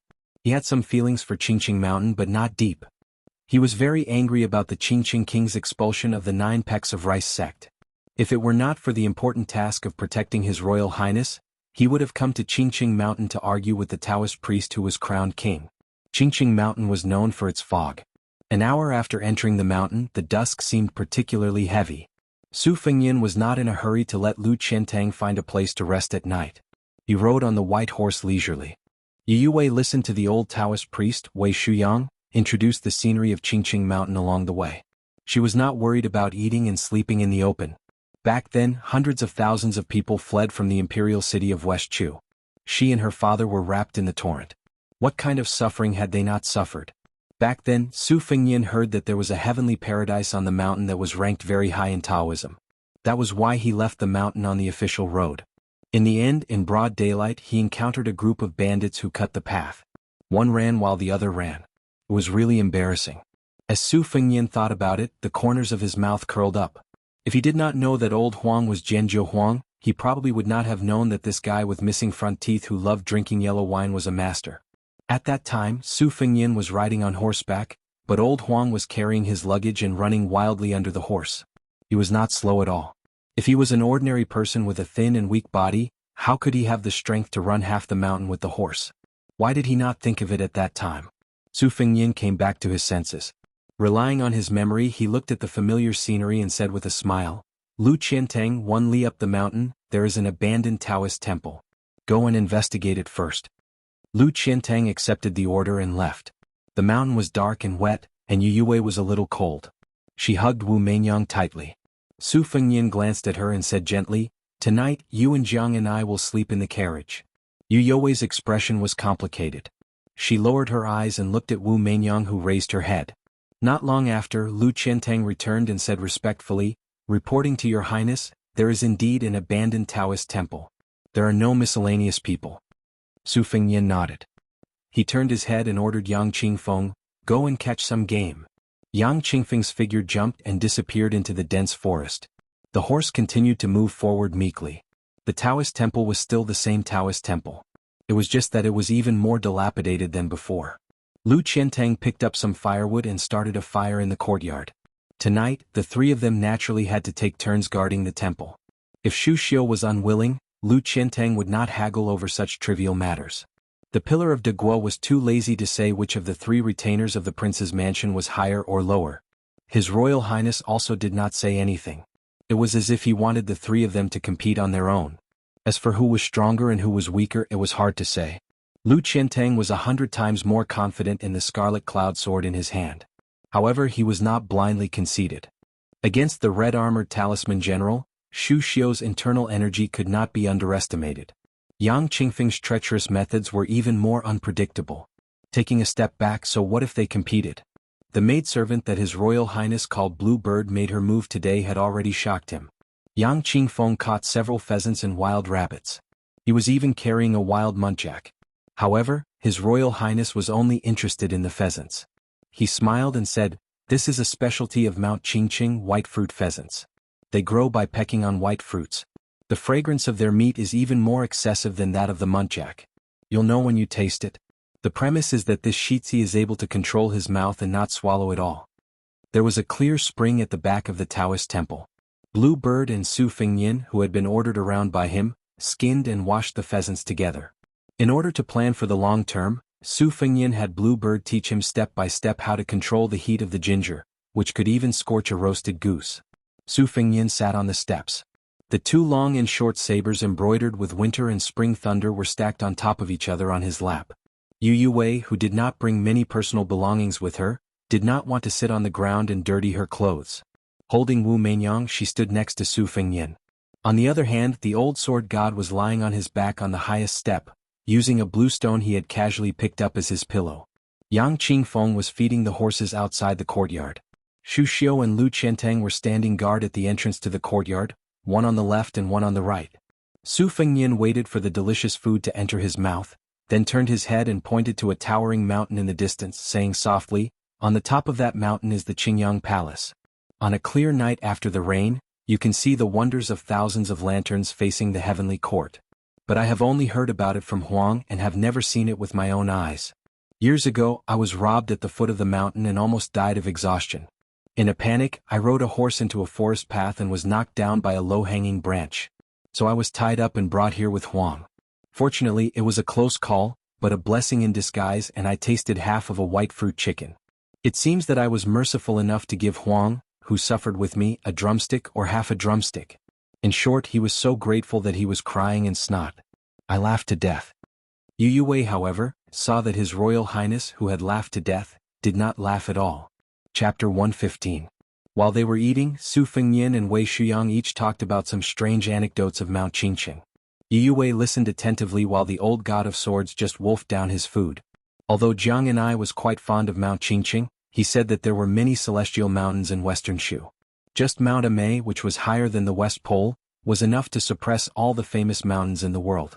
Su Fengyin, on the other hand, said that there were continuous snowy mountains in western regions that were higher than both Mount Amei and Mount Qingqing. It was just that scholars and poets did not have the ability to see it with their own eyes. Jiang and I said that Su Fengyin was just talking nonsense, but Old Man Li vaguely said that the snowy mountains in western regions were indeed much higher than Mount Amei. Mount Lantua claimed that it was 3 times the height of Mount Amei, which was already the highest among the 5 sacred mountains. And this was still a modest statement. Only then did Jiang and I lose his temper.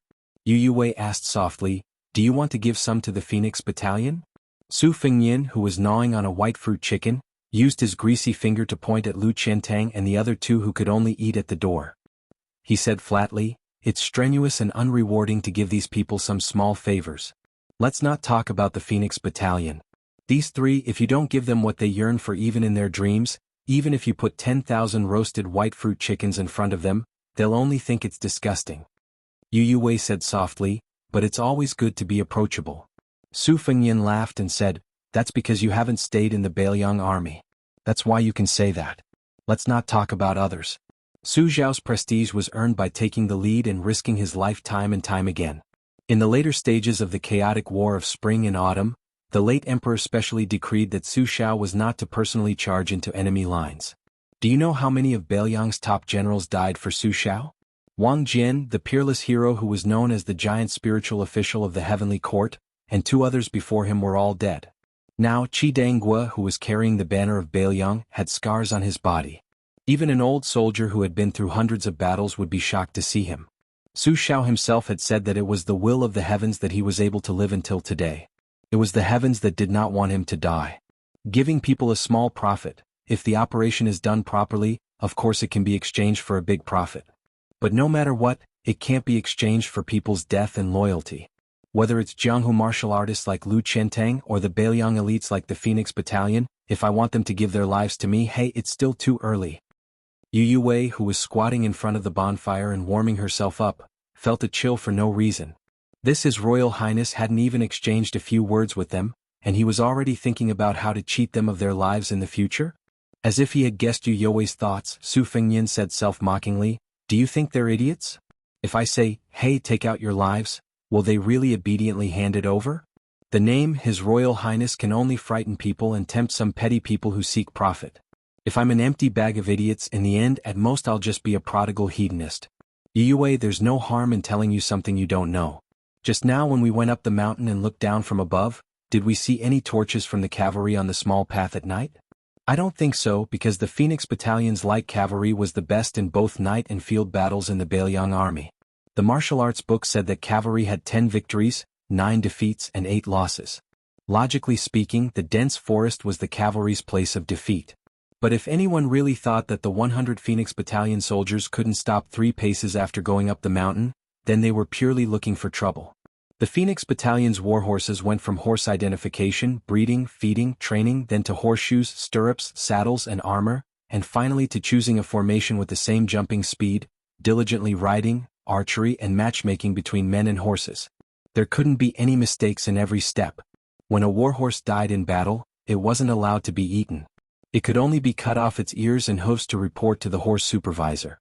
Those who violated the rules would be severely punished by military law. This was just a microcosm of the Beiliang army. Su Xiao managed the army and was clear about rewards and punishments. Before the battle, he never asked for great merits, only that he didn't make any mistakes. In the end, it was only a battle to the death, a battle to the death and still a battle to the death. This was the biggest and only characteristic of Su Zhao's army. Even he, the great general, dared to take the lead, so how could the 300,000 cavalry not be afraid of defeat, and not refuse to fight to the death? The four great generals of the spring and autumn period, it seemed that another four appeared a few years ago. Who could be like Su Xiao, who could make the lowest level of soldiers willing to fight to the death? Yue, tell me again, is it good or bad for me to take a leisurely stroll around the famed mountains with a beauty like you and take the time to give a little favor to the Phoenix Battalion? Yue was so shocked that she couldn't speak. Su Fengyan wiped his hands on Yue's clothes and said with a smile, "Don't feel bad. In a few days when we reach the big cities in the county, we'll change out of our old clothes. Also, when did you tear off the ribbon that was tied to your chest? Such a magnificent scenery, yet you want to hide it. Why do you think it's too big and that sword dance won't look good?" Wrong, it's big. Only sword dance will have spirit. With each wave won't the domineering sword intent come out?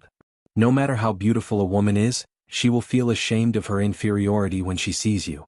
What I say under the bed is the truth. Perhaps it was because His Royal Highness had jumped too much when he spoke, Yue didn't run away bashfully for a while. She just hugged Wu Meinyang and stared blankly. The old god of swords laughed exaggeratedly and said, "These words have a bit of wisdom. This old man is very pleasing to the ears." Jianghu and I unconsciously sneaked a glance at Yue's tightly wrapped, full breasts.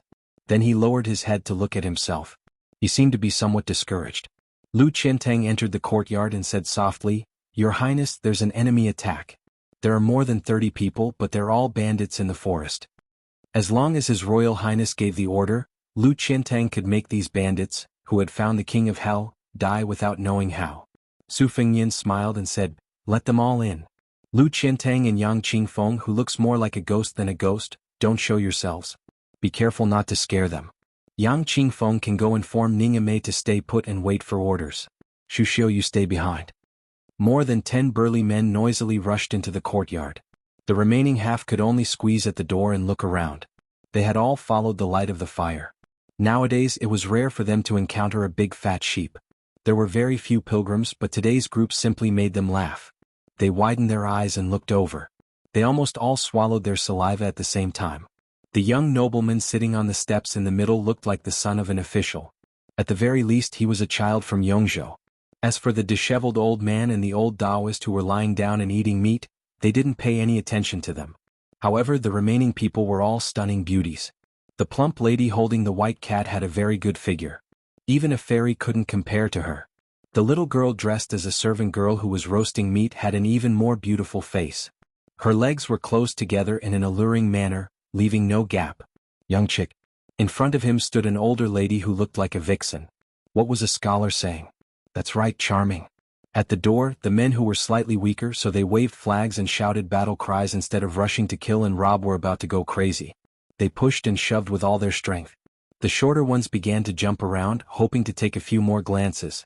How could such a beautiful and delicate lady withstand a few rounds from the first and second masters? Would it be their turn to have a taste? The 3 people in the courtyard had never been lucky enough to see her in their entire lives, let alone touch or even press her down. If the masters of the house took her as their mistresses, wouldn't they be done for? If it weren't for the nobleman from a rich family, the ox-nosed Taoist priest, and the skinny old man who wore a sheepskin fur coat, they would have thought that a fairy had descended to the mortal world. The first master, who was holding a pair of rusty Shenhua axes, sneered and said, "Don't you know the Yinyang Pavilion on Mount Qingqing?" Su Fengyan looked ignorant and said, "I know. Under the pavilion is the world of the living, and under the pavilion is the world of the dead. The climate is completely different. In the past, when I was in this Taoist temple, I heard people say that even if there was a thunderstorm under the mountain, it would still be sunny on the mountain." The second master was a wretched man who looked like a monkey and was even skinnier than the old god of swords. He was born to be irritable. He jumped forward and reached out to touch Shu Xiu's chest with his dirty claws. Poor Shu Xiu didn't know His Royal Highness's intention.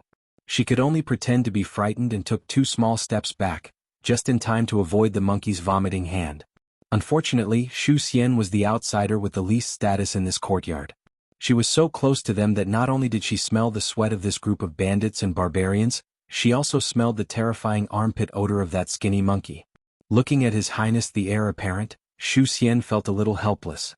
She could only hope that His Highness the Heir Apparent would stop playing with cats and monkeys as soon as possible. She was really unwilling to stand in the same courtyard as them. She did not lose some of the witchcraft that she had to be proficient in as a witch in her previous life, so it was really easy for her to deal with them until they wished they were dead. She threw some of the specially bred 5 poisons into their abdomen, nibbling away at their internal organs bit by bit, or reversing their meridians until their entire body boiled and exploded. Weren't their minds filled with obscenity? She had a kind of aphrodisiac with her, but she did not use it on them as a kind of bodhisattva. Instead, she threw it to wild beasts like the Bear King and the Monkey King. Su Fengyan hugged Yu Yue and rubbed his stubbled chin on her smooth cheek. He asked with a smile, "Then are you robbers?" When this naive question came out, even Jiang and I felt embarrassed. Chapter 116. Su Fengyan looked at Auntie Shu, who was trying her best to suppress her killing intent and pretended to be shy and flustered. She was an old lady in her 30s, so it was not wrong to call her auntie, right? Su Fengyan did not kill according to her wishes. He still held Yu Yue's small waist, which was soft and smooth to the touch. In terms of waist slender, Jiang and I was not inferior to Yu Yue in his arms. However, Su Fengyan was lucky enough to see Yu Yue's chest on the bed. In comparison, her small waist seemed to be very small. Su Fengyan just pointed at Xu Xiu and teased, "Heroes, if I hand over this beauty and let you love her, will you let us go?" The headmaster, who was holding 2 Xianhua axes and wearing a tiger fur coat, glanced at Xu Xiu. Usually, with such a rare beauty in front of him, everything would be easy to deal with. However, a man who is not content is like a snake trying to swallow an elephant.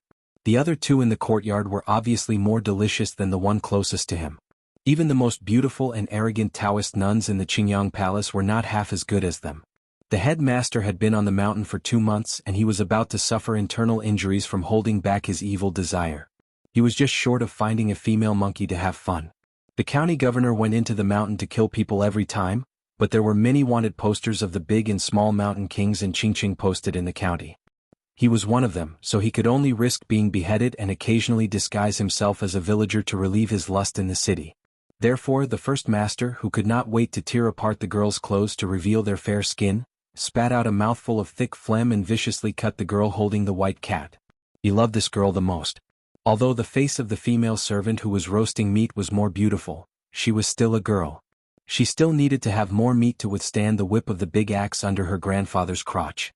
The first master, who shared the good fortune, pointed at Yu Yue with an axe, turned his head and said with a smile, "This one belongs to me. No one can touch her. As for the rest, do as you see fit. Remember, don't torture her to death. Wash her clean and send her to my room." The third master was a down-and-out scholar. He had a belly full of evil tricks. In the beginning, he had tricked a girl to use the pretense of burning incense in Mount Qingqing to force himself on her in a sparsely populated place. Although he was careful, there was a careless mistake and he bumped into this group of bandits. He immediately sent the girl to his mouth with both hands. In a fit of anger, he became a bandit and gave advice to the 2 masters. Later, the girl could not bear to be humiliated one after another and hanged herself to death.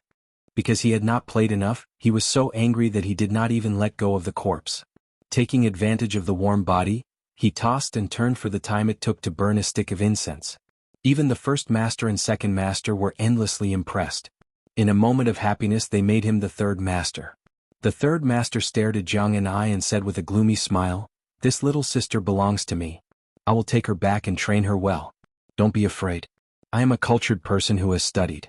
I know how to dote on people." Only Xu Xiu was left. The skinny second master sourly said, "That year the girl who was tricked into going up the mountain died. She was thrown down the cliff to feed the wild dogs." Su Fengyan snapped his fingers and asked, "I remember that this used to be old man Meng's territory. How come it changed to you guys?" The first master said with disdain, "That trash who did not even dare to kill people has long been driven away.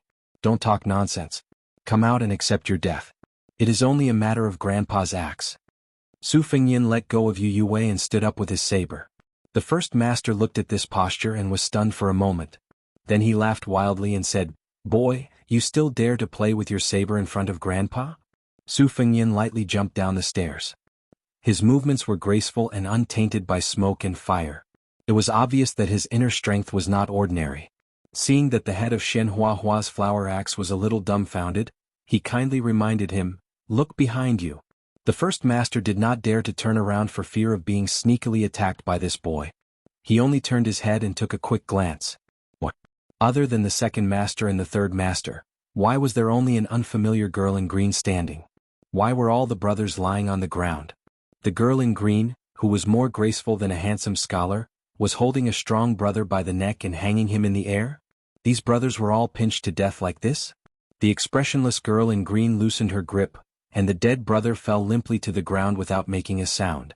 Shu Xiu, who had been waiting for this moment until the end of time, shot out a kick. She did not hit the skinny second master's body. Instead, she saw the skinny second master's body being hit by a huge force. He bent like a bow and then flew out with a bang. His whole body was embedded in the wall. A circle of blood spread out evenly on the wall. It was like a mosquito that was slapped to death. After killing him with one kick, Shu Xiu reached out and combed her black hair behind her ear. She sneered and said, "Even if I hit you, I don't want to dirty you." The first master's Xianxia hatchet trembled violently in his hand. He did not dare to retreat. The girl in green looked like a female Yama who killed people without batting an eye. And the one who killed the second master, her internal energy that could kill people without touching was extremely terrifying. He did not dare to go forward. The old Taoist priest, who had always been calm and composed, looked like an old immortal of Mount Qingqing now. As for the elegant young master who made him jealous and hated him, was he also a difficult person to deal with? Could it be that he was going to die here today? With a thud, the third master, who was the most proficient in judging the situation, knelt on the ground and cried for his father and mother, begging for mercy. Su Fengyin only asked a question that confused people. Old Meng and his people are dead? The first master, whose life was hanging by a thread, quickly bowed and said, No, I have been friends with Old Meng for more than 10 years. I just asked him to change his territory with me. Chapter 117. Su Fengyin made an "oh" sound as if a burden had been lifted from his shoulders. He instructed, Lu Qiantang, take these two out. Be quick about it. Their howling and wailing in the middle of the night is like a ghost. Also, Yang Qingfeng, you know a lot of unorthodox methods. I'll leave these corpses to you. Remember to move them further away and sleep beside the pile of corpses. I'm afraid that someone will be on tenterhooks for the whole night and won't have the energy to study and earn money the next day. Seeing the corpses, Jiang and I, who had already hidden behind the old god of swords, turned pale and did not have the time to refute. When Yu Yue was still Lu Qiantang, she was indifferent to life and death. Naturally, she was much calmer than Jiang and I. Su Fengyin did not even look at Lu Qiantang as he left the courtyard with one person in each hand. He only said to Bluebird, bring me a brush and ink, then follow me out. I have some things to draw. Grandpa Wei, I'll have to trouble you to accompany me to the Yinyang Pavilion with a wide view. The old Taoist priest Wei Shuyang stroked his beard and smiled. His Royal Highness is too polite. Coincidentally, I also miss that pavilion. When I followed my master to Mount Qingqing to cultivate when I was young, I rested there. Bluebird and the old Taoist priest each held a torch as they led the way. Su Fengyin held a knife of high-quality rice paper that he had squeezed out from Jin San Lang. The brush in Bluebird's hand was not the same as usual. It was the hardest and sharpest brush in Guangdong's Liaowei. Looking at the back of the three people, Jiang and I then looked at Yang Qingfeng, who was digging out the dead person from the wall and dragging it out of the courtyard. Presumably, the two bandits that were carried out by the swordsman Lu Qiantang like chickens and ducks were also unable to escape death. Jiang and I, who was hiding behind Li Chungang, was in a daze. The old sword god had seen many vicissitudes of life. When he was young, he was also frivolous, so he was not unfamiliar with women's thoughts. He laughed and said, Little Jiang, this old man has to say a few good words for little Su. You didn't accuse His Royal Highness of being unrestrained in Bailiang. However, outside of Bailiang, some of his methods cannot be said to be vicious and merciless. Today these 30 people could be killed or not, it was all up to little Su. In the end, this old man guessed that it was the little bandit old Meng who had yet to show himself. Jiang and I made a lukewarm sound of, oh. The old sword god smiled and said, Little Jiang, do you want to know why that little brat took the brush and ink out? If you roast another white fruit chicken for this old man will tell you. Jiang and I said unhappily, I don't want to know. Old Manly was someone who could not hide his words. With great difficulty, he swallowed the words that were at the tip of his tongue and said, Let's not talk about it. Otherwise, you will be frightened by this little brat's shrewdness and won't dare to practice the sword. Yinyang Pavilion. With this as the boundary, below the mountain was the world of the living, and above the mountain was the world of the dead. It made sense. Wouldn't those bandits who had barged into the courtyard become lonely souls in the world of the dead? Su Fengyan took a wooden board made by Bluebird and sat down cross-legged. He spread the rice paper on top of it. Bluebird wanted to grind the ink, so Wei Shuyang held 2 torches to light the way. With the help of the moonlight, he looked at the Qingqing mountain range in the distance. Qingqing Mountain was very outstanding in the history of Taoism. It was the location of the 5th paradise, which was more advanced than the ancestral courts of the 2 great orthodoxies, Mount Longhu and Mount Wudang. The Taoist temple in the mountain was hidden in the green mountains and clear waters. The architecture was most compatible with the heavenly way. There was once a poem written by Immortal Cheng Wan that said, "I only love the peak of the father-in-law mountain, the steps of the pill ladder are close to the netherworld." The main peak, Qingyang Peak, and the secondary peak, Tianzuan Peak, were opposite each other. There was an iron chain bridge that hung horizontally. Yellow cranes soared and the sea of clouds rolled. It was indeed a rare scenery in the world. Wei Shuyang had once mustered up his courage to walk across the iron chain bridge. It took him a full hour to walk. When he finally reached Tianzuan Peak, his legs were weak and his clothes were soaked. Wei Shuyang looked down and praised sincerely, "His Royal Highness has a good memory." Su Fengyan concentrated on painting the mountains, rivers, and topography of Beiliang in detail. He was even more accurate than the senior officials of the geography department. Even a knowledgeable old man like Wei Shuyang was dumbfounded. His Royal Highness painted for an hour and changed more than 10 sheets of rice paper. Finally he painted Mount Qingqing. His Royal Highness was only riding on a horse. He didn't look at the scenery, but the shape of the mountains was even clearer than that of an old Taoist who had been cultivating in Mount Qingqing for nearly 10 years. It was especially suitable for him to paint with fine hairs.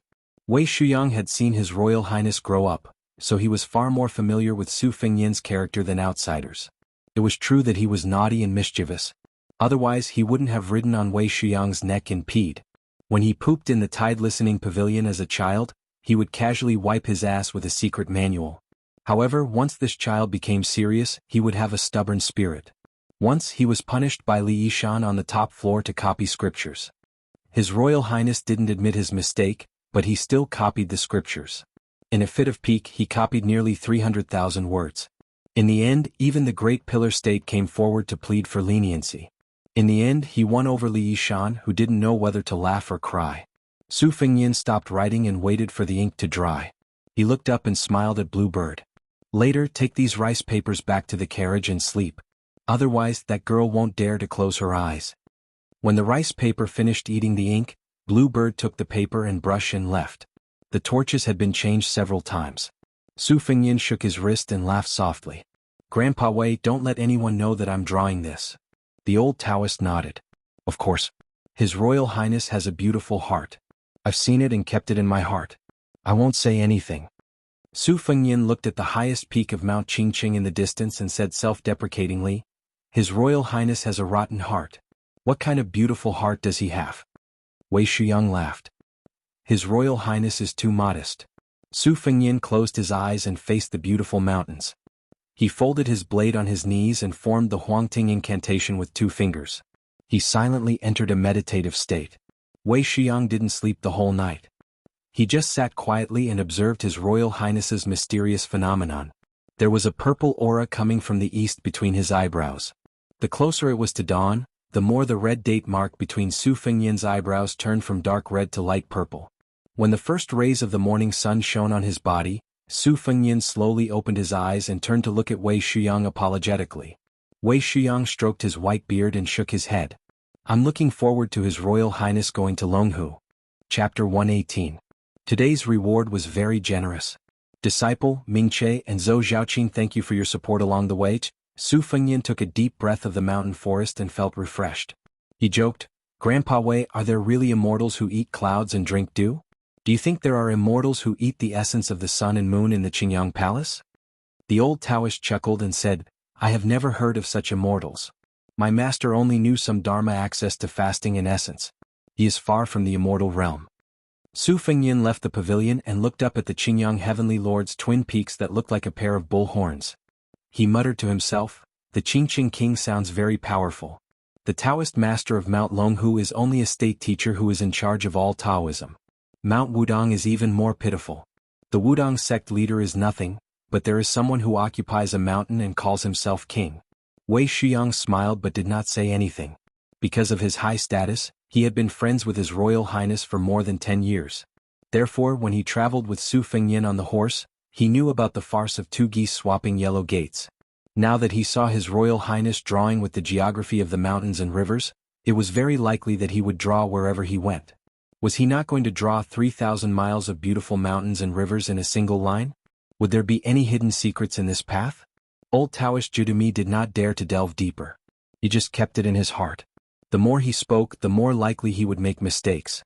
Almost all the scholars in Beiliang had their tongues pulled out by the Great Pillar State. No one dared to talk about the military and politics of the border. They only knew how to recite poems and couplets. However, there were a few poets who had the courage to join the military. In recent years, there were many bold and powerful famous poems that attracted the wanderers who wanted to become famous to join the military. Interestingly, many foppish young masters were tortured half to death by His Royal Highness and felt that they could not make it big. In a fit of anger, they went to the border to fight for military achievements. At least there was no His Royal Highness to suppress them at the border. In the Taoist temple, Su Fengyin saw the haggard Jianghu with red and swollen eyes. He could not help but smile. This girl's courage was not worth mentioning. Her only magnificent feat in this life was to kill him, right? Yue slept much more soundly. Her eyes were clear, as if she had understood some things that she did not understand in the past. Her gaze toward His Royal Highness was much clearer and less cloudy and gloomy from her self-reproach. Su Fengyin could not be bothered with these minor details. He ate his breakfast carelessly and found the old god of swords, who was standing with his hands behind his back. The old man was staring at an old couplet with blurry handwriting. Su Fengyin lowered his voice and said, "There are some new things in the box of books in the carriage. If you have to escape in the future, I'll have to trouble you to bring the box along with Jiang and I." The old god of swords said lazily, "It depends on this old man's mood." Su Fengyin secretly bared his teeth. Seeing that the old god of swords was going to watch him and Lu Qiantang exchange blows, he did not criticize the old man for being a hero past his prime. Su Fengyin couldn't help but grimace when he saw the old man, who used to be one of the top figures in Jianghu, stretch out his arm to scratch his crotch. Old Sword Godly, Grandpa Wei said that you used to be single and unrestrained in Jianghu, and that no one could compare with your green robe and sword. There were also countless outstanding women who had unrequited love for you. But you are acting like this now. Is it true that you didn't come from random flattery? It was indeed wise not to tell Grandpa Wei that this old man was Li Chungang. As soon as the old man scratched his crotch, he stretched out his hand to brush his yellow teeth. His teeth were stained with shredded meat from the meat he ate last night. He gently flicked it away. Su Fengyin, who had seen everything, silently walked away, cursing in his heart, F***ck this earth sword immortal. Following the road around the mountain, they passed by the two peaks of the mountain gate of Qingqing and arrived at the mountainside of Canopy Peak. From the two sides of the dense forest came a burst of noise mixed with cursing and pushing. The sturdy LV Qiantang stopped his horse and squinted his eyes to look. This man with a huge sword, red afterglow, sat upright on a tall and sturdy horse. Looking at the group of His Highness, the heir apparent from the layman's perspective, the swordsman LV Qiantang might only be slightly weaker than the halberd Ningame. This burly swordsman from Dongyue was undoubtedly able to intimidate the little rats. Lu Qiantang saw a thin and weak young man with a yellow face being pushed out of the forest and stumbling on the road, falling flat on his face. However, this young man did not speak to Lu Qiantang's group of people. Instead, he turned around and scolded, "Lu Reed, I'm not going to let your wife off tonight. Why did you push me? I don't have the strength to climb the wall to see you lying on your wife's body. You could have pushed anyone else, but you pushed me out. Let's see if I don't expose the fact that you touched a big girl's breast in the market last month." Lu Qiantang looked at him coldly and slowly drew out his giant sword. A hoarse voice sounded in the dense forest, "Little bastard, are you looking for death? Why aren't you running? The wind is strong, let's go." It seemed that this group of robbers was much weaker than those from last night, but their eyesight was much better. The most amusing thing was that the young man stared dumbfoundedly at Yue, Shuxiu and Bluebird. Before he ran away, he shouted at the top of his lungs, "Sisters, you're even prettier than the immortal ants of Qingyang Temple." Yue raised the corner of her mouth. This little thief was much cuter than those unlucky villains from yesterday. His Royal Highness rode out and slapped Lu Qiantang's hand with the embroidered winter saber. Yue was very surprised, but it was a kind of joy from the bottom of his heart. His Royal Highness carried the embroidered winter saber on his shoulder and laughed, "Little Hawthorn? The young man was about to run into the dense forest, but he suddenly stopped and looked back at the strange young man on the horse. He only felt that the young man looked familiar, but he didn't know such a rich young man. What? Oh my God, did I get on the list of bandits in the city? It can't be. We have the lowest status among the dozens of bandits in Mount Qingqing. Even the head Meng was not qualified to have his portrait posted on the city wall. Because of this, the head Meng was very angry. He always said that he was the first bandit king of Mount Qingqing. Why didn't he get on the list? My old Meng has also kidnapped several wives and daughters of officials in the county. Didn't he just let them go after taking some money? Did he look down on us? The young man, who was nicknamed Little Hawthorn by His Royal Highness, was stunned for a moment. He stared at him for a while and then said uncertainly, Su Fengyan? His Royal Highness narrowed his eyes and pursed his lips. Xu Xiu, who was very picky, was dazed for a moment. His Royal Highness was really charming. Not to mention a mature woman in her 30s like her, it could be said that women between 10 and 80 years old would be attracted. Su Fengyan jumped off the horse and smiled. Isn't it? It's only been 3 years and you can't recognize me? The young man was really a newborn calf who didn't know anything about the world. He didn't care about anything else and ran to Su Fengyan with a scream. He circled twice and excitedly reached out to touch Su Fengyan's saber and pulled the sleeves of Su Fengyan's brocade clothes. He was amazed and looked up to ask, Su Fengyan, you are even more arrogant than last time. This time you are going to give money to old Meng again? Chapter 119. Su Fengyan didn't seem to mind that his clothes had been touched until they were dirty. He only used the embroidered dagger to knock the young man's head lightly and scolded with a smile, Go away, last time you guys robbed me. This time it's me who should rob you guys. More than 10 ragged thieves jumped out of the dense forest. None of them weighed more than 150 kilograms. They were all poor, old and young. Most of them were wearing their own woven straw sandals. A few of them had weapons in their hands, but they were only carrying wooden spears and sticks. Compared to the group that attacked the Taoist temple at night, there was a world of difference. The leader, Old Meng, was a skinny old man who weighed more than 100 kilograms. He rubbed his eyes and finally recognized that the young man was the Su Fengyan that he had chased half a mountain away. He then looked at the majestic retainers on horses in fear. He carefully took 2 steps forward and asked from afar, Su Fengyan, let's make things clear first. You spent all your money in the past few years. I only have 1 life left. If you want to take it, take it. If you frown, I will change my surname to yours. Su Fengyan looked around. Little Hawthorn, the timid old Meng Lulu, the man who loved his wife the most, Cripple Kong, and many other familiar faces were still there. They were all alive. Su Fengyan's smile was intoxicating. He hugged Little Hawthorn's small body and said loudly, Old man Meng, look at you. Even your stockade has been taken away by others, and you still want to pretend to be a hero in front of me. Damn you, don't pretend to be a fool in front of me. Go, pick a place near the water and I'll take you guys to eat your fill. Old Meng timidly said, Su Fengyan, did you become a bailiff in the government office? Do you want to wipe us out? Su Fengyan glared at him and scolded, Nonsense. I came here to enjoy the scenery and see if I could meet you. Before I went up the mountain I was wondering if you had starved to death. Now it seems that you are not far from it. You're the first master and I feel ashamed for you. Old Meng's subordinates, Reed Pole, burst into laughter, making Old Meng, who has no dignity, feel very embarrassed. Old Meng smiled embarrassedly and said, Hey, it's hard for a hero to stand out in this world. You little brat, your mouth is still unforgiving. Well, let's go. Yu You's eyes widened, and Xu Xiu's charming face stiffened. Jianghu's little head peeked out from behind the curtain. He just couldn't understand what was going on. Old Meng led the way to a picturesque place near the water. There were a few shabby thatched huts, with some ragged clothes hanging on the bamboo poles.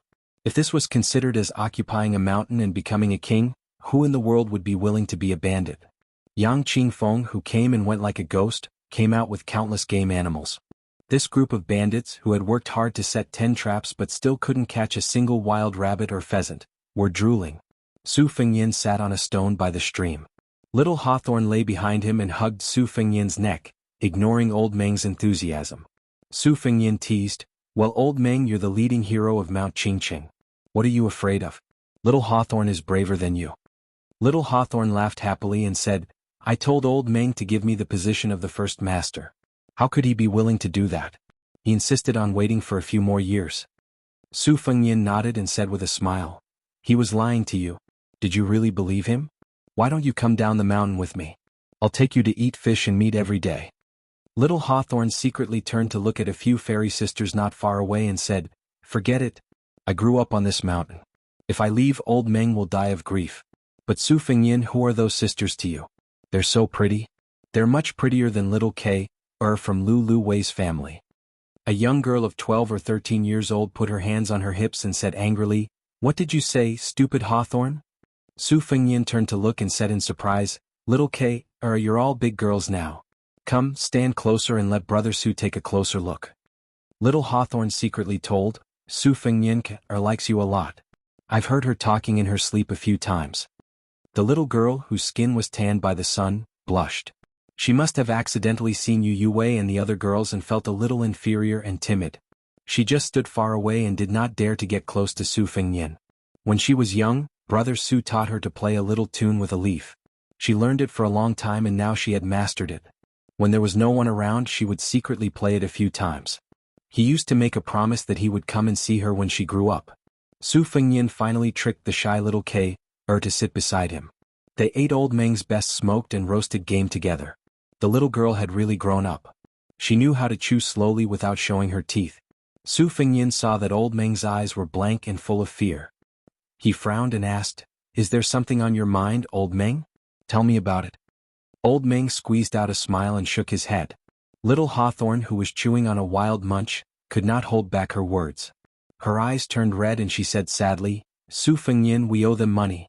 If we can't pay them back, they will take Kay away. The last time they came, they tore down our house and said that if we can't pay them back in 2 days, they will make Kay their maid." Su Fengyin smiled and said, "It's okay, I'll help you pay them back. When you robbed me in the past, you said that I was one of the wealthiest young masters in the world. It wasn't a lie."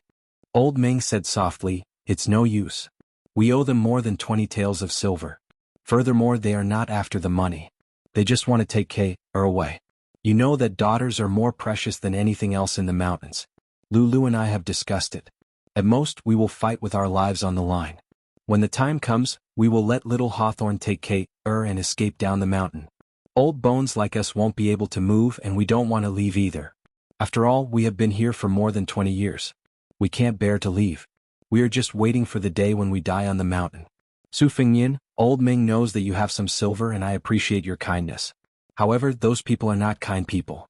They kill and burn without blinking. I don't know how many girls have been harmed by them. After you finish eating, you should leave quickly. It's best if you don't even want to stay on Mount Qingqing. It's not peaceful." Su Fengyin asked, "You owe them money. Was it the first master who used a pair of axes?" Old Meng said with lingering fear, "That's not the case. If it were those people, we would have died long ago. Old Meng would rather starve to death than borrow money from them. So, a good man takes responsibility for his actions. Old Meng has been sloppy all his life. Fortunately, I still have these old brothers." Su Fengyin, old Meng boldly asks you to take care of little Hawthorne and Kay. It's easy to feed poor children, but I beg you not to let them become slaves. When we went up the mountain, we still had the backbone of men. We can't live backward. Just don't let them starve to death. If you are willing, old Meng will kowtow to you. I don't mind kneeling for this great kindness." Su Fengyin was expressionless. Old Meng looked bitter. Lu Qiantang bowed and said, "There are more than 10 new people." Su Fengyin made a cold gesture of cutting his throat. Old Meng was dumbfounded. Su Fengyin frowned and asked, "Mount Qingqing is so chaotic. Doesn't Prince Qingqing know how to do something about it?" Old Meng said bitterly, "Why would he care? Those immortals in Qingyang Palace don't care about the lives of ordinary people." Su Fengyin stood up and patted little Hawthorne's head. He then took Kayer's small hand that was not delicate at all and said with a smile, "I used to carry you on my back. Now that you are a girl, I can't carry you on my back anymore. Your father will fight me with a hoe. Let's go. Take Kay to Qingyang Palace to see the immortals." Chapter 120. Su Fengyin held little Hawthorne in one hand and Kay in the other as they walked away. Old man Meng, who had been a bandit for more than 20 years, had mixed feelings.